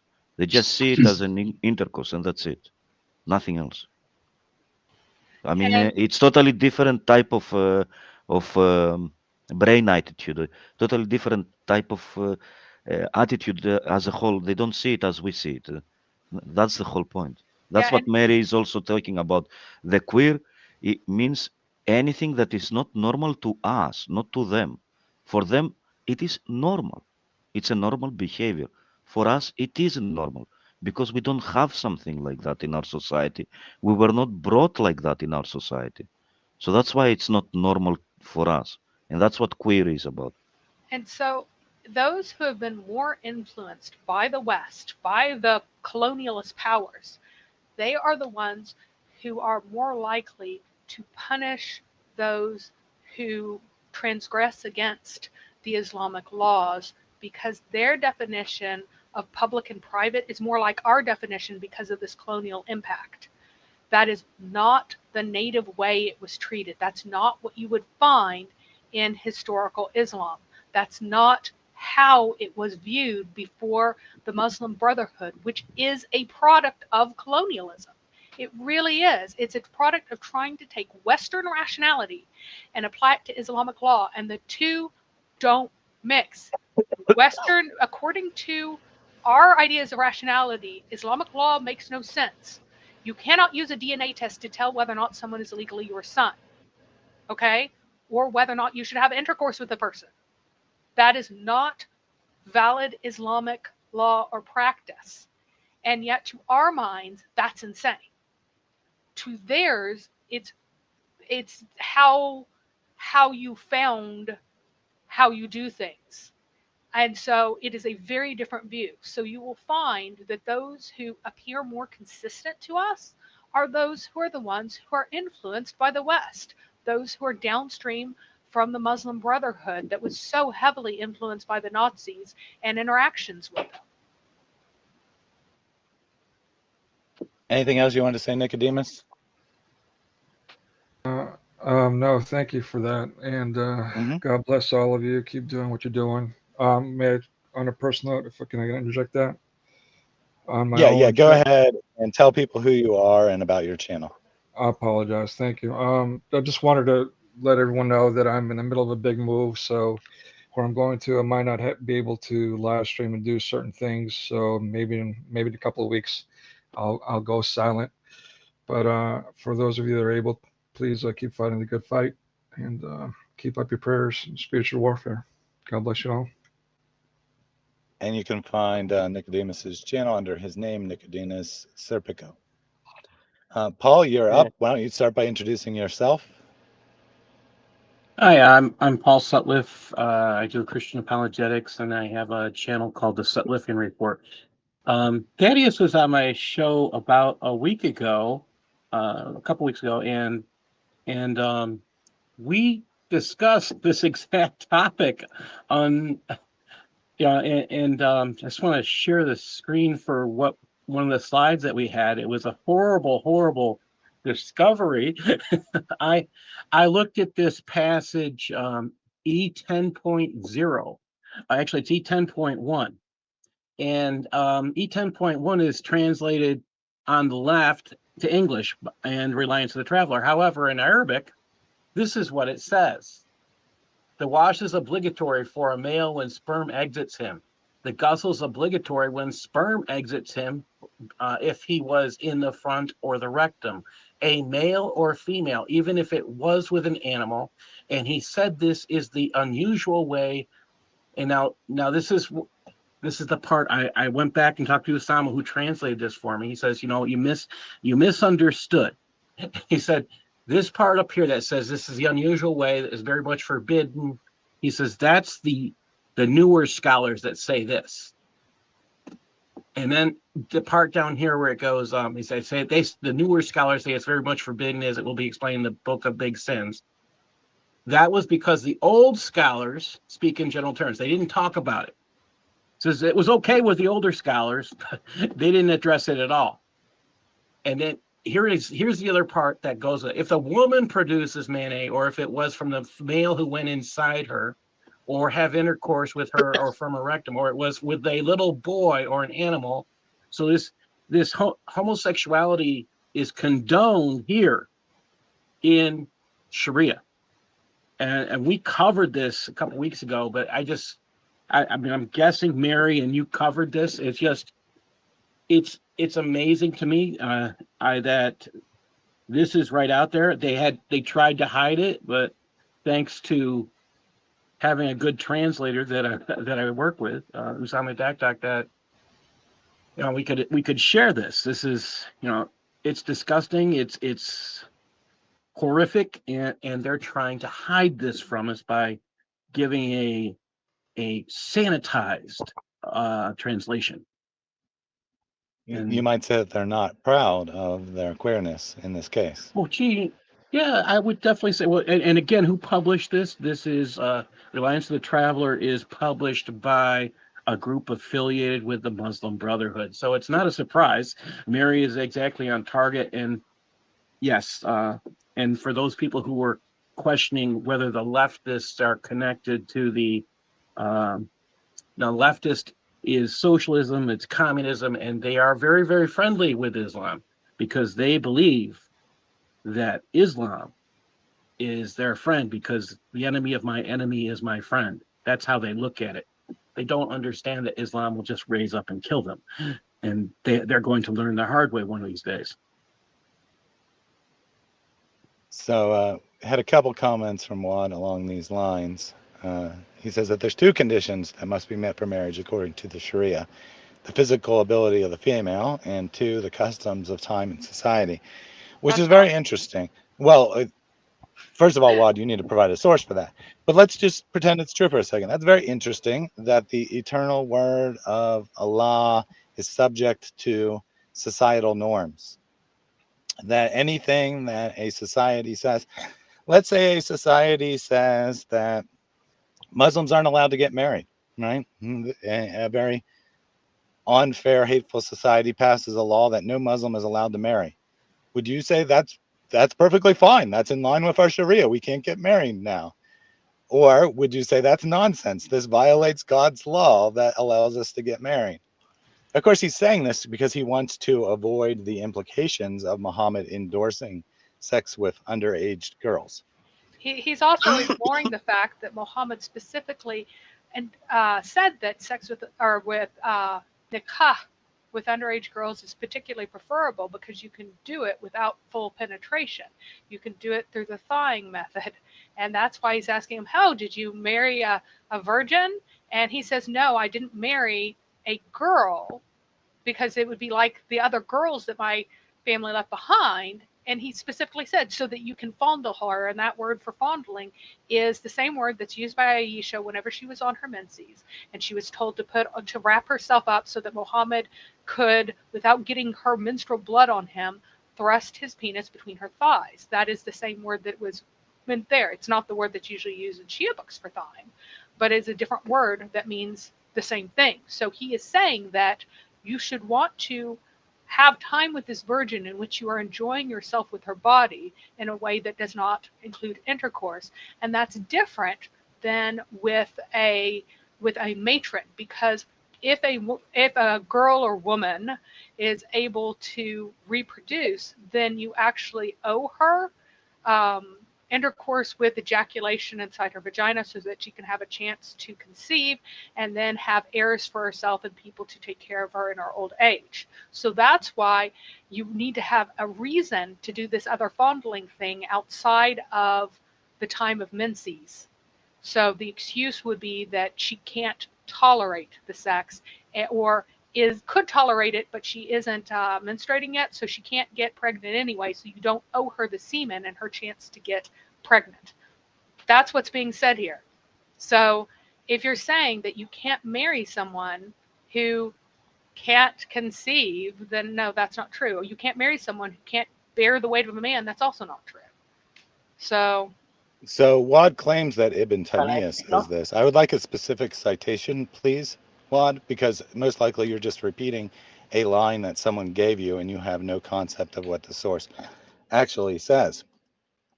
Okay, can I speak now? Hello? Yeah, go ahead, Bilal. Okay, I think Mary just now mentioned Prophet Muhammad asked to marry young girls. No, he asked to marry virgins, okay? Not young girls. Young girls and virgins are two different things. I think you misinterpret Islam. I don't know. You don't have a basic idea of the words, okay? He never asked to marry young girls. He asked to marry virgins. Okay? You've been silent for a while. You've been silent for a while. Did you come up with any primary sources to support your assertions? Yeah, okay. So one of the scholars is Yusuf al-Karlawi, another one Muhammad al-Ghazali. Both of them had the opinion so that you cannot marry the young girls. They should be adults. Okay, this means they should be able to. Sorry, names again? Yusuf al-Karlawi and Could you Muhammad put that Ghazali. Are these authoritative scholars of fiqh Yeah, from yeah, ancient yeah. times, or are these modern dudes? These are modern after Okay, 1960. so my question. Okay, so I told you that you could find modern people. That was never a question. Of course, you can find modern people who say that. But if it actually is what Islam teaches, you should see some evidence before it becomes embarrassing and then people are reinterpreting Islamic texts in regards to modern societal values. Yeah, but the thing is, even in the Judaism, it is even today's practice. No one in I don't Judaism. care about Oh my No, Judaism. goodness. go away. That's what you say. You Bilal, cannot. You're Yeah. Bilal, changing the Bilal, topic. Well, Bilal, please, well, let me please, Yeah, help you out here. please. Again, Stop who is that. the who is the God of Old when you Testament? go, Please when tell you me. say, but it says in Judaism, blah, blah, blah, or you say, but in Christianity, it says blah, blah, blah, you're conceding the argument. You're already admitting that this is something Islam teaches. So are you trying to justify what No, Islam I'm teaches telling. based on what Christianity teaches? In No, which no, case, I'm Christianity is no, authoritative over Islam. Uh, no. or Let me are you just so let me. embarrassed by what Islam teaches that you want to change the subject? No, I'm simply telling Islam is much better than Christianity and Judaism. I didn't say It Islam doesn't is matter if it's Bilal, much better or not. It can be Thaddeus, wrong whether or not it's Thaddeus, much better. Thaddeus, no. may I say Okay. something? May I say Yeah, something? Bilal, Yeah, simple but logic. don't. But Bilal, you may speak Christ to salvation, but don't engage him on changing the topic to no, the no, Bible. no.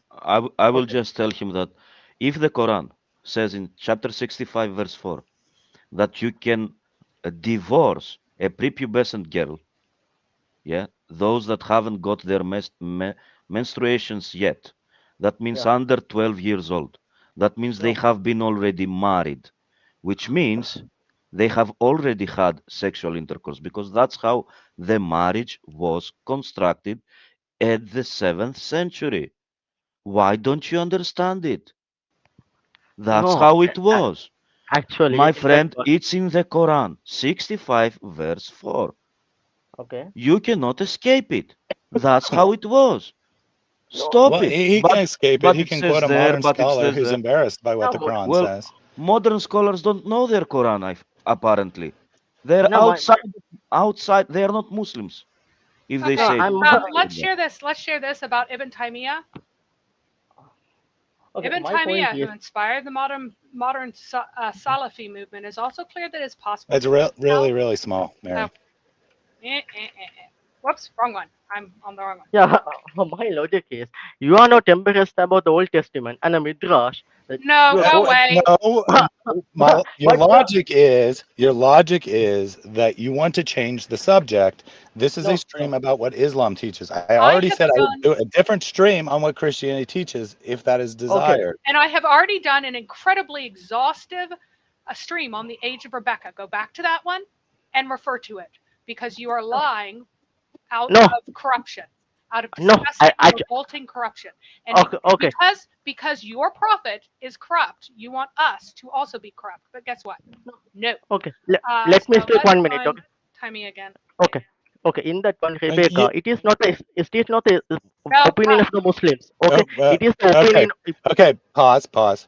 So, Okay. Mary, I'm going to let him speak for 1 minute. He can get his rant off because his rant is irrelevant to the subject. We won't address it, and then we'll move on, going to what Ibn Taymiyyah said, since Juan in the chat told us to look at that. Okay. Go ahead, Bilal. You have a Okay. minute. Okay, thank you. So my point is, Rebecca's age, it is not an invasion of Muslims. Okay, already it is discussed in the Midrash and even the Old Testament commentators. Like as an example, Al-Rashi. Al-Rashi mentioned Rebecca was 3 years old when he married Isaac. So it is a well-known opinion among the Old Testament and the Jews and rabbis. Even there are so many modern rabbis in Israel and all of the world. They have that opinion. So no, there it is aren't. not in. No, I can show Don't you. interrupt him, Mary. I can show you the Al Rashi's comment. You say no. I can show you the videos. I can show you YouTube videos where the rabbi say she was 3 years old. If you wish, I can show. I can just play it out. Second thing, you told me Islam allows to have sex with animals. No, it is absolutely. If someone sex with animal, he and the animal should be killed. I'm pasting the source here. Okay, just had it. I'm pasting that one in the chat. This is the Hassan, not a lie. This is the Hassan Hadith. I'm pasting that one. So it is. I don't know. This is well-known All right, Hadith. that's a Okay. minute. It's more than a minute. So I No, have it's exactly a minute. I have exhaustively covered the Mary, marriage. don't respond. Don't respond. No, I do need to Okay. respond to this. For those who think it's important to respond to this because of the ignorance of Muslims, I have exhaustively responded to the false claim that, in spite of Rebecca being called a maiden, a young woman, a virgin, and a woman in various places in the Bible before she was married, that she was somehow 3 years old. I have exhaustively responded to this in a stream called The Age of Rebecca. So go back, refer to that, watch it, and turn on your brain for half a second because it's a ridiculous claim. Now, what is And being then we talked will, about here is if you whether want or to not have a discussion on that subject, we can schedule it for another day. Topics are specific. And when you say Islam's not that bad, Christianity's worse, you're saying Islam's bad. Do you not understand what you're doing? You're undermining your own religion when you do this.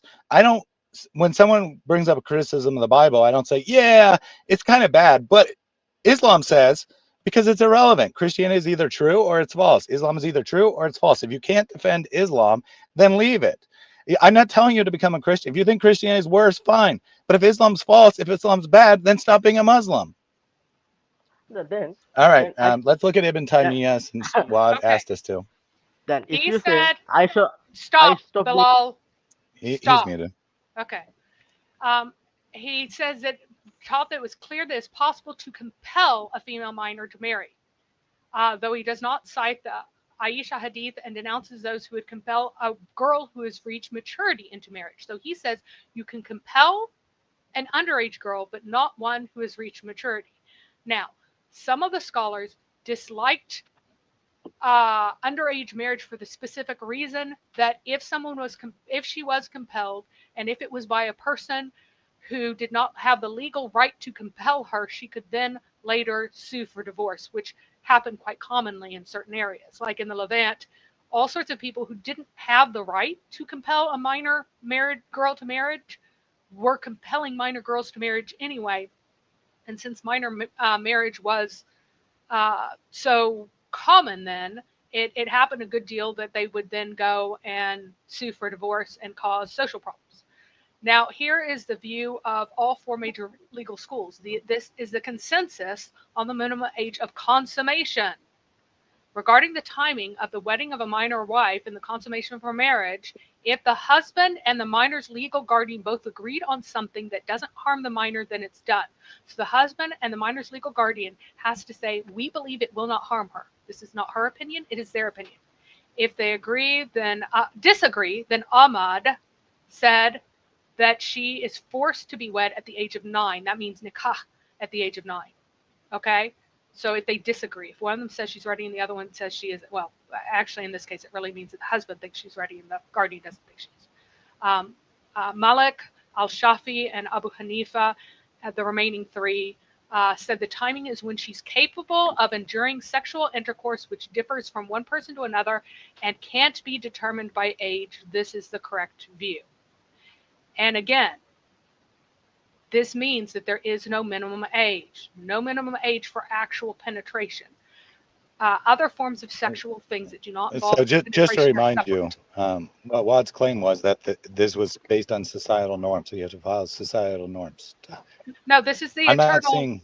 This is the eternal statement. Well, yeah, but he claimed that Ibn Taymiyyah agreed with him that the conditions for marriage in Islam are that she has to be physically able to bear it, which you're kind of getting that. But then he added the second one that Ibn Taymiyyah agrees with him that you have to follow societal norms as a Muslim.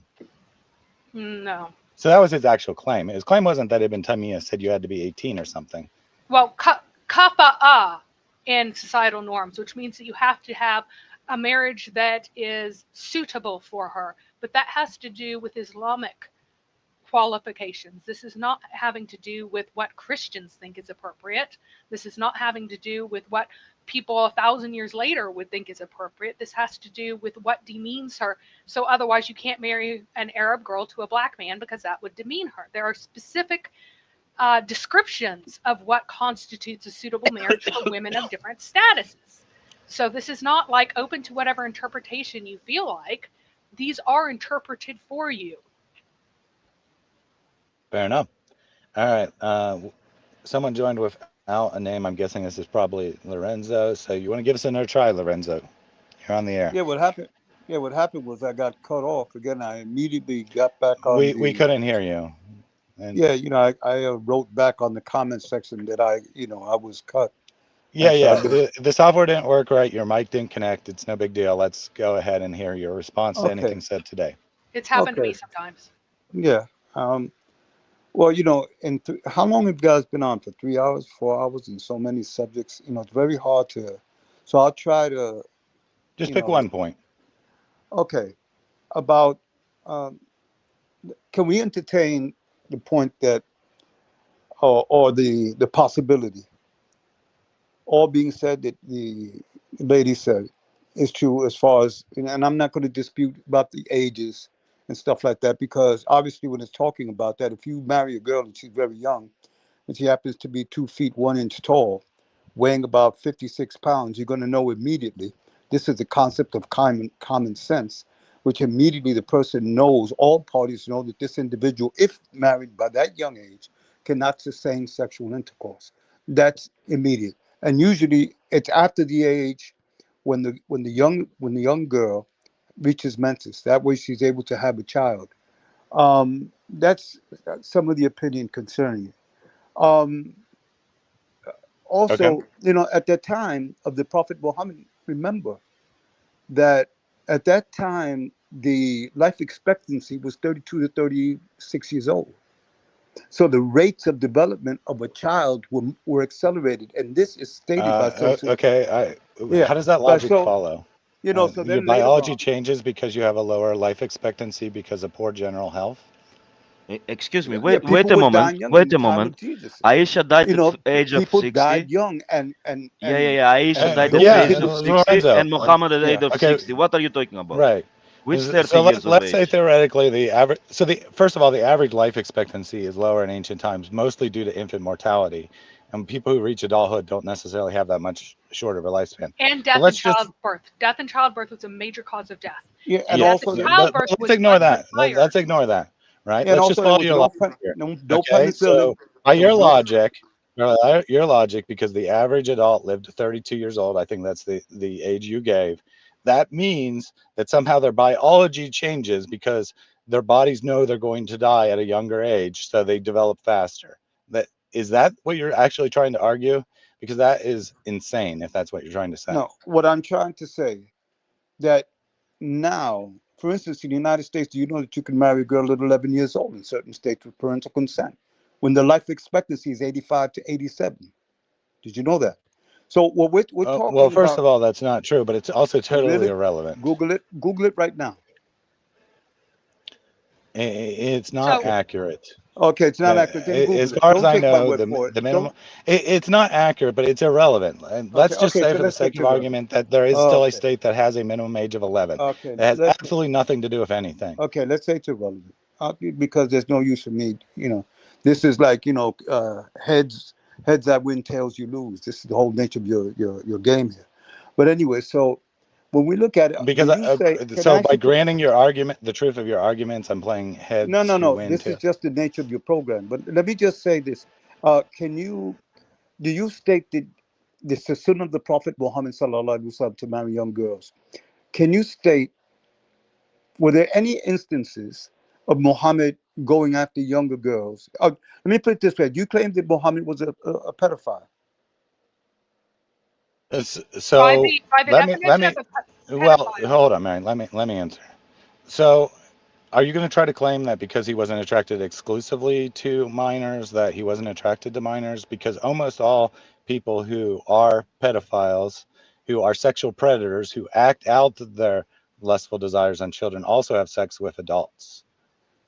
No, that's So not what I'm is saying. your claim that Mhm. because Muhammad also was interested in adult women, that somehow invalidates his No, no, interest that's not in what. No, that's not what I'm saying.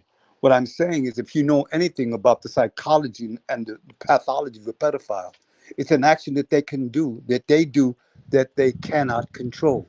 There's an individual in the United States of America who's well, recently I arrested. agree with I Okay, agree with broad I agree with that broad okay, point. that's what I'm saying. That I don't doesn't agree with that point at translate. all. The Well, idea that no, you're So you're then attracted to look up children, you look just up run the around having sex with children all the time. Mary, instead of interrupting me, look let me up the finish. I agree with the definitions, broad the point that no one pathological chooses to be definitions. attracted to a child, right? That is not something that someone chooses to do, but you still have the choice of whether you act it out or not. You have the choice of whether you suppress your desires for children or you act out your desires for children. I'm not saying that you have the choice whether or not to be attracted, but you have the choice whether to do the action, and Muhammad chose to do the action. Okay, can I explain that, please? Again, the clinical definition of the pathology of a pedophile is a person that cannot control the urge to have sexual That is relations. not You had correct. the guy from Penn State. No? Not Listen, true. and look it up. Look Okay, it up. okay, Uh, okay. Wait, wait, wait, wait. If it's Wait, not So, that's Lorenzo. not the Wait a minute. all pathology, right, Wait a listen, minute. Lorenzo. there's no use Wait a talking minute, here Lorenzo. because Lorenzo. look it up. Don't take my Yeah, word we will for it. look it up. Right Okay, now, okay, go okay. to your computer. You Listen, see, I'm listen to Yeah, that. I can look up the pathological definition of a pedophile right now, and guess what? It's going to agree with me. But Go it's ahead, also say. totally irrelevant. The pathological definition of a pedophile isn't what we're discussing. What we're No, you're discussing saying that is the Muhammad queer should not. sexualities in Islam, of which pedophilia was only No, you one said small example. no, you Why said his, you you said didn't that even, you his probably weren't even sunnah. here for that portion of it. You watched this for 4 hours in order to get No, something in, and no, all I you didn't have watch to it for dispute is 4 hours. No, yes, I didn't watch Muhammad it. did have I sex have with to a eat. young girl, but I it was have a life. acceptable. That's I all have a you can no. Wait say. a minute. I have a life. I have to eat. I have a household. I shut it off because I knew you were going to be here for about 4 or 5 hours, Well, except you just didn't. You kept putting bombing us things into chat. So with you the admitting you weren't what? nonsense that Are you got. you admitting you weren't listening, and you're responding I to something you listened to didn't listen part to? of it. I listened to part of it of what she was talking about. I listened to part of it, and I knew that I was going to be frustrated more and more and more. So I said, "Let me put," and then I'll call in. I'm not going to sit here for. I have a life, sir. You know what I mean? My life is not Yeah, listening to well, you for 6 to 8 you hours. absolutely don't have to listen to the whole thing, but you do have to engage with Okay, what is well, I actually being listened to the said. And relevant the parts. definition of pedophile never came up. We never talked about the definition But of you're a saying that that pedophile. having sex with young girls is the son of the I prophet. don't care. Lorenzo, let's put it this way. I don't care whether Muhammad fits your definition of a pedophile or not. He Uh-huh. still had sex with a minor child, which you yourself admit. At what age, sir? When he consummated the relationship. Aisha was 9 and Muhammad was 53 or Okay, now here's 56. okay. Now, can I let's talk very nicely here. Okay.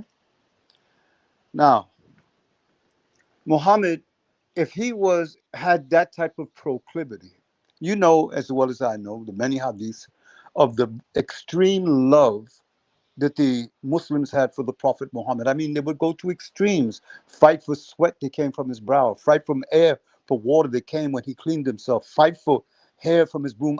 I mean, the loving to the point where people like Sam Shamoon and others say, you see, they worship So Muhammad. just make your Now, point. can I Are finish you the going to point? now deny this? Are you going No, to let me deny that just, Muhammad no, had sex with Aisha? no, no, If you're going to no, say he wasn't attracted to children, but he had sex no, with her when she was no, no, 9 no, listen. anyway, fine. Go ahead and say Listen, that. no, no. You see, if this is what I mean, because you cannot take what's coming, you must cut me off and draw your own conclusions. You're asking a question and Because answering it you go yourself. on long, unrelated rants, and I No, don't have time for that. you had six. Listen, let me put it this way. Muhammad was loved beyond belief. If he had any inclination Okay, he didn't towards have an sex to inclination, children, but he did it what was it? anyway. So how does that make Because it it was better? command. Because it came. Could I finish? Because it came in a dream to him. And by the way, dream in the Bible Oh, itself, in the so book of no, Numbers, Allah's in the the book of pedophile, not Judges, Muhammad. the Got it. dream. You Got it. see, my Allah gives him a brother, dream listen to. No, to you're not act my out on brother. it. You're my enemy. This is Listen, actually making it so much worse. This is making it so much worse. really, how's So it making it Muhammad, worse? yeah. So Dream Muhammad is to a not prophet attracted is to children. revelation. Dream in over 12 Okay, verses in the Bible. It says that dream is I'm gonna let you revelation to a finish your point prophet. because this is awesome. Go ahead.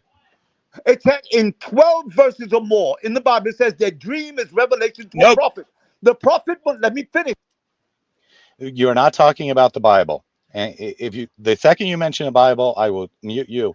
So I want you to give your argument as to why Muhammad was not a pedophile. And I'm going to let you give the whole thing because I think this is gold for it being against Chapter Islam. 31, verse 17 to 36. 3-year-olds in one day to take the captive girls who have not known. Okay, he was apparently ranting about the Bible the whole time. while Yeah. he was on All mute. right. I would like to I mean, actually no, say no, okay. So let me just give Lorenzo one more chance because I actually want to get his argument out I there would because love I to hear think this argument too because I know what this it is is. going to make it actually far worse for Islam. So Lorenzo, calm down. Take a couple of deep breaths. I'm going to unmute you in a second. I'm not going to interrupt you. I'm going to let you have all the time you want to give your argument, with the exception that as soon as you run to Christianity, United States laws, the Bible, anything that's not related to Islam, then you're cut off immediately. So you have as much time as you desire to explain why Muhammad was not a pedophile, in your opinion, starting now. Well, I appreciate that. Really, maybe we can get something some substantive here. The Prophet Muhammad. Now, afterwards, I'll try to hurry up and be fast with my words. Please look up the pathological definition, clinical definition of a pedophile. Of those, we have many examples. There's a man here in the United States who was just convicted of 116 molestations of children, 116, the youngest being 4 months old. If you look him up, you will find him. The coach for Penn State University football team, I forgot his name, was convicted of over 38 to 40 acts of pedophilia. And this is the trend in the pathological reality as far as a pedophile.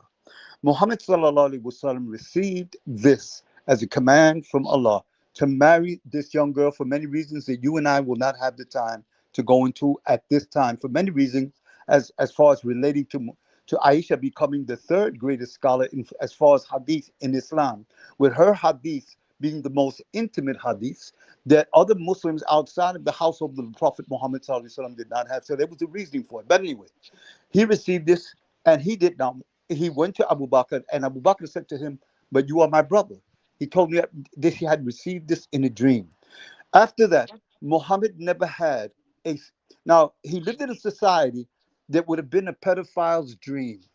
I mean, he would have been in pedophile heaven because he was so beloved. Any young child that he saw of that age that was appealing, that was beautiful, he would have had his choice. With every family saying, by all means, take him. They would have considered it a blessing from Allah that they were chosen, that Muhammad chose them to take their daughter in marriage. They would have, no matter the age.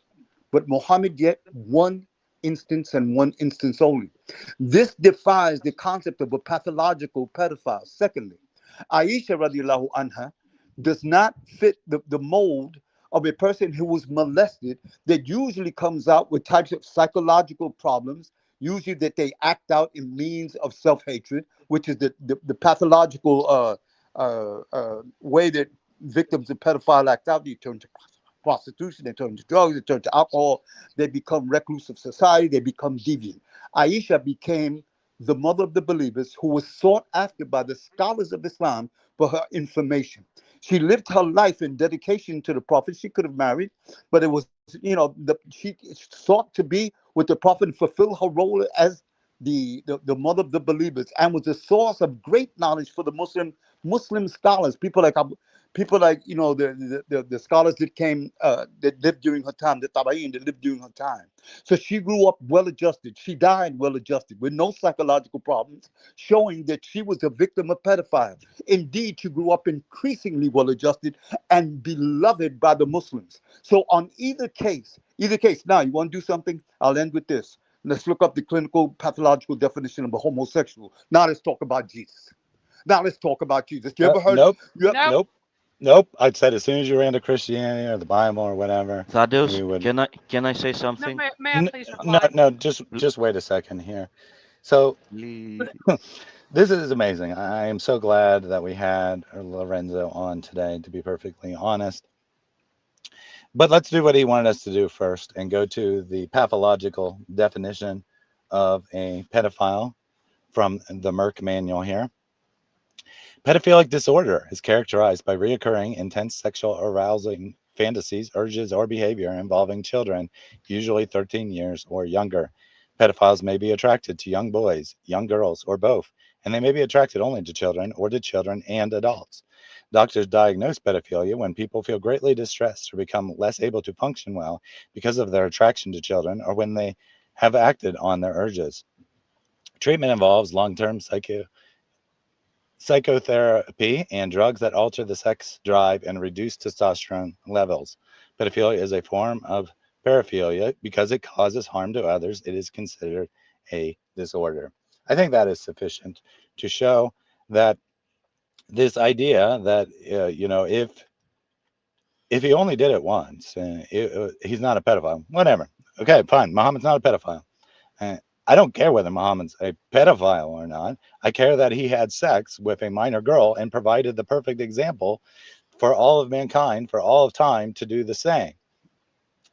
And no, notice Alonzo's argument.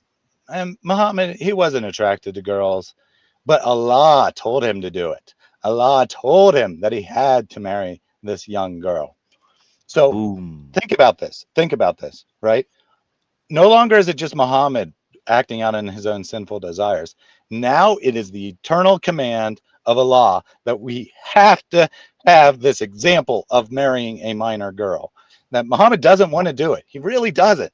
But because Allah needs pedophilia, because Allah desires pedophilia so much, he forces Muhammad to do this against his will. That is the argument that Lorenzo has brought for us.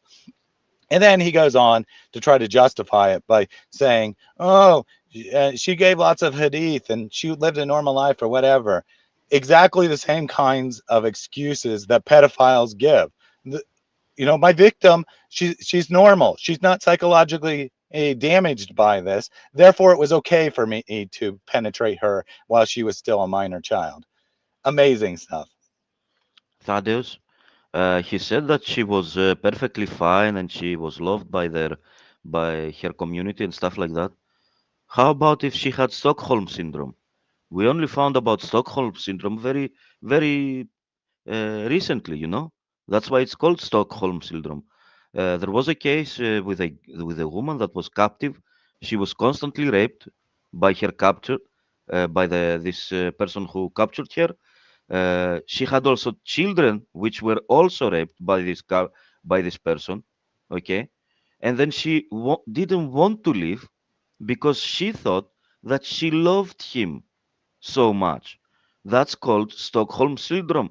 Uh, when a woman or a man, a person who is molested or has been under this circumstance, uh, uh, has been in this mindset that has it must be love. So that's a Stockholm syndrome. Maybe she had that, but they didn't know about it because they were primitive people. They were, I don't know, 7th century Arabia. You Well, it was understand? fairly normative to have that happen because they had so many rape slaves, right? Yes, So exactly. that kind of grooming was normative. This is a Yeah. process of grooming. Anyway, I have something that I'm sharing right now that is very Yeah, relevant. I do want to say one other thing in Go ahead. response to crisis salvation. He raised the possibility that Aisha was a victim of Stockholm syndrome. There's another possibility, and that's that she did have severe damage and complained about it, and it just didn't get recorded in the sources because it would be embarrassing to Muhammad. Because remember, the sources are curated. It's not like every word ever said about Muhammad is recorded in the Sahih collections. They're heavily curated. So there's at least two possibilities here. Yeah, yeah, of course. Well, the massive damage that occurred whenever she was accused of the event of slander, whenever she still was prepubescent, she was still prepubescent at this time. Even at 14, she was prepubescent. Because unlike what some people pretend, the fact that the average age was shorter does not make people develop sooner. In fact, not having good nutrition means that you start your period later. So she did not get her period until she was nearly 15 at the youngest. And so at 14, she was still prepubescent, had not yet had her first period, and she was accused and almost died. And this was so scarring for her because she had had this very childish spat with Fatima, but it became very deadly. And it was the antagonism between her and Ali stemmed from this event and from the previous bad bad blood between her and Fatima. And so the Battle of the Camel, the Sunni and Shia split, all of this comes from Muhammad marrying Aisha, small child. But it was so important to establish the pattern of Muhammad, his sunnah, that it's okay to marry a child, that Allah had this happen anyway. And there probably would not have been anywhere near the same negativity if he had married Asma, who was 10 years older than her. Asma, who was 16 and unmarried whenever they previously got engaged. And by the way, Muhammad only waited until she was 9 because he didn't have the funds for her dowry.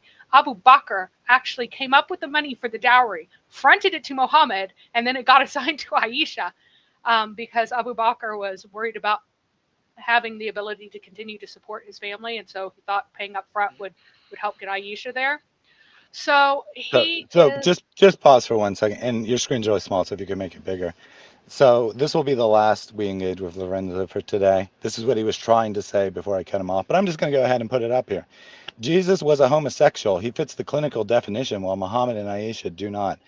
And that's amazing, Lorenzo, that your prophet, apparently, right, because you believe Jesus is your prophet, you are now embracing his homosexuality according to your own fantasy, not reality. There's no actual evidence Jesus was homosexual, but according to your fantasy world, Jesus was a homosexual, and he's one of Allah's prophets. In fact, he's the most beloved of all the prophets, according to a plain reading of the text. So thank you for saying that Islam endorses homosexuality. So he would say that because, in his view, the only reason why a male would not be sticking his penis inside a female from the first second that he gets the urge is because he must be homosexual. That's why he would say something like that. Because in his Islamic view, it is impossible for men to restrain themselves, and it's certainly not a virtue for men to keep from having sex with anything that is halal to them. And because Jesus might have been able to, he could have married one of his female followers, then clearly Jesus must not have wanted to have sex because no prophet would ever restrain himself. And that's actually his argument about Muhammad's pederasty too. But we see here that he saw al-Fadl as a baby crawling before him, and he looks at this baby crawling around. He said, if she grows up and I am still alive, I will marry her. So he immediately sees a baby and he thinks marriage. Is that nikah? Yes, nikah. Ooh. Yeah. So Ooh. while she was Fatim, the age of nursing, so she was a baby nursing at the breast, if she grows up and I am still alive, I will marry her. And by growing up, he does not mean grow up all that much, because right now she's still nursing. He later found out that she was related to him by suckling. He thought that suckling made people like literally related, so he changed his mind. But that was his original thought when he looked at a baby. And also, if you interpret him kissing the private parts and sucking the tongue of his own grandson, that would normally in that society be considered something that is sexual. And so that is also an issue. And also the statement that, it's so important for Islam to affirm this, according to Allah, wanted child marriage so much that that Umar married the daughter of Ali whenever she was a small child, and Ali wanted to deny her to Umar, but could not because of the example of Muhammad. He could not deny her on the basis of her age because Muhammad had done the same thing. So the consequences of the Sunnah of Muhammad already affected people then. And the folks saying that, oh no, this never happens now. Oh yes, it does. Oh yes, it does. So this Yemeni child bride who died on her wedding night because she bled out was something that happened, and it caused terrible. It caused riots. They were going to pass a law that said that you couldn't do that anymore. They wanted to ban marriages of girls under 18. However, look at this. 14% of Yemeni girls were married before the age of 15, 52% before the age of 18. Don't tell me this doesn't happen. Don't tell me that this doesn't happen. Let me find the hadith and drop it just search for al-Fadl in sunnah.com and you should find it. But these are very important things that affect women to this day, and it was not this law was not passed because it was considered to be un-Islamic. And so protecting a girl from dying on her wedding night was less important than following the Sunnah of Muhammad. The Sunnah of Muhammad is eternal. So I do need to wrap up here. I'm going to give Christian Kaffer a chance. I've been waiting for a while, and then we'll go back to Saeed and see if he's come up with any primary sources to support his view. Christian Kaffer, you're up.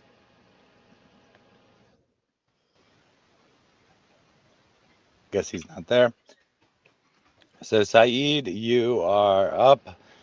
Please demonstrate that you've been paying attention to the presentation, because that's the first thing that you messed up on. You demonstrate you hadn't been paying attention, and then give a source for whatever you want to say, because your opinion is worthless. Saeed, you're off mute.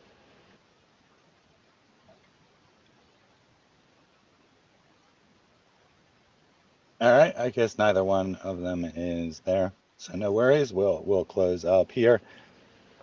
Obviously, this was only part one of the queerness of Islam. When the Muslims called in, it did get rather polemical there, but I think if you look at the whole of the presentation, you'll see that we are just stating plain facts about Islam. That Islam, in fact, while most Muslims will say that they are against LGBT, they'll use this as an argument against Christianity. They will use it as their only argument in many cases. But the reality of the situation is that Islam should be endorsing, especially the Q, queerness, and the LGBTQ identity. And that Q is supposed to be, summarizing of the whole, right? So lesbian, gay, bisexual, transgender are all examples of queerness. And you add in the Q to kind of come to catch anything that isn't caught by one of those four. These are all sexual practices that are non-normative in Western society. And when we look at Islam, we see lots of non-normative activities in Islam. Now, from our Western Christian perspective, these activities are wrong. But I didn't actually say that, right? That actually wasn't the purpose of this, is to say that Islam is doing a bunch of horrific behavior, but rather that Muslims are living in contradiction to their own teachings. They proudly declare that they will throw gays off of rooftops, a teaching that doesn't come from Muhammad, by the way, but from one of his companions later on in the history of Islam, while ignoring their own unusual non-Christian sexualities within the religion.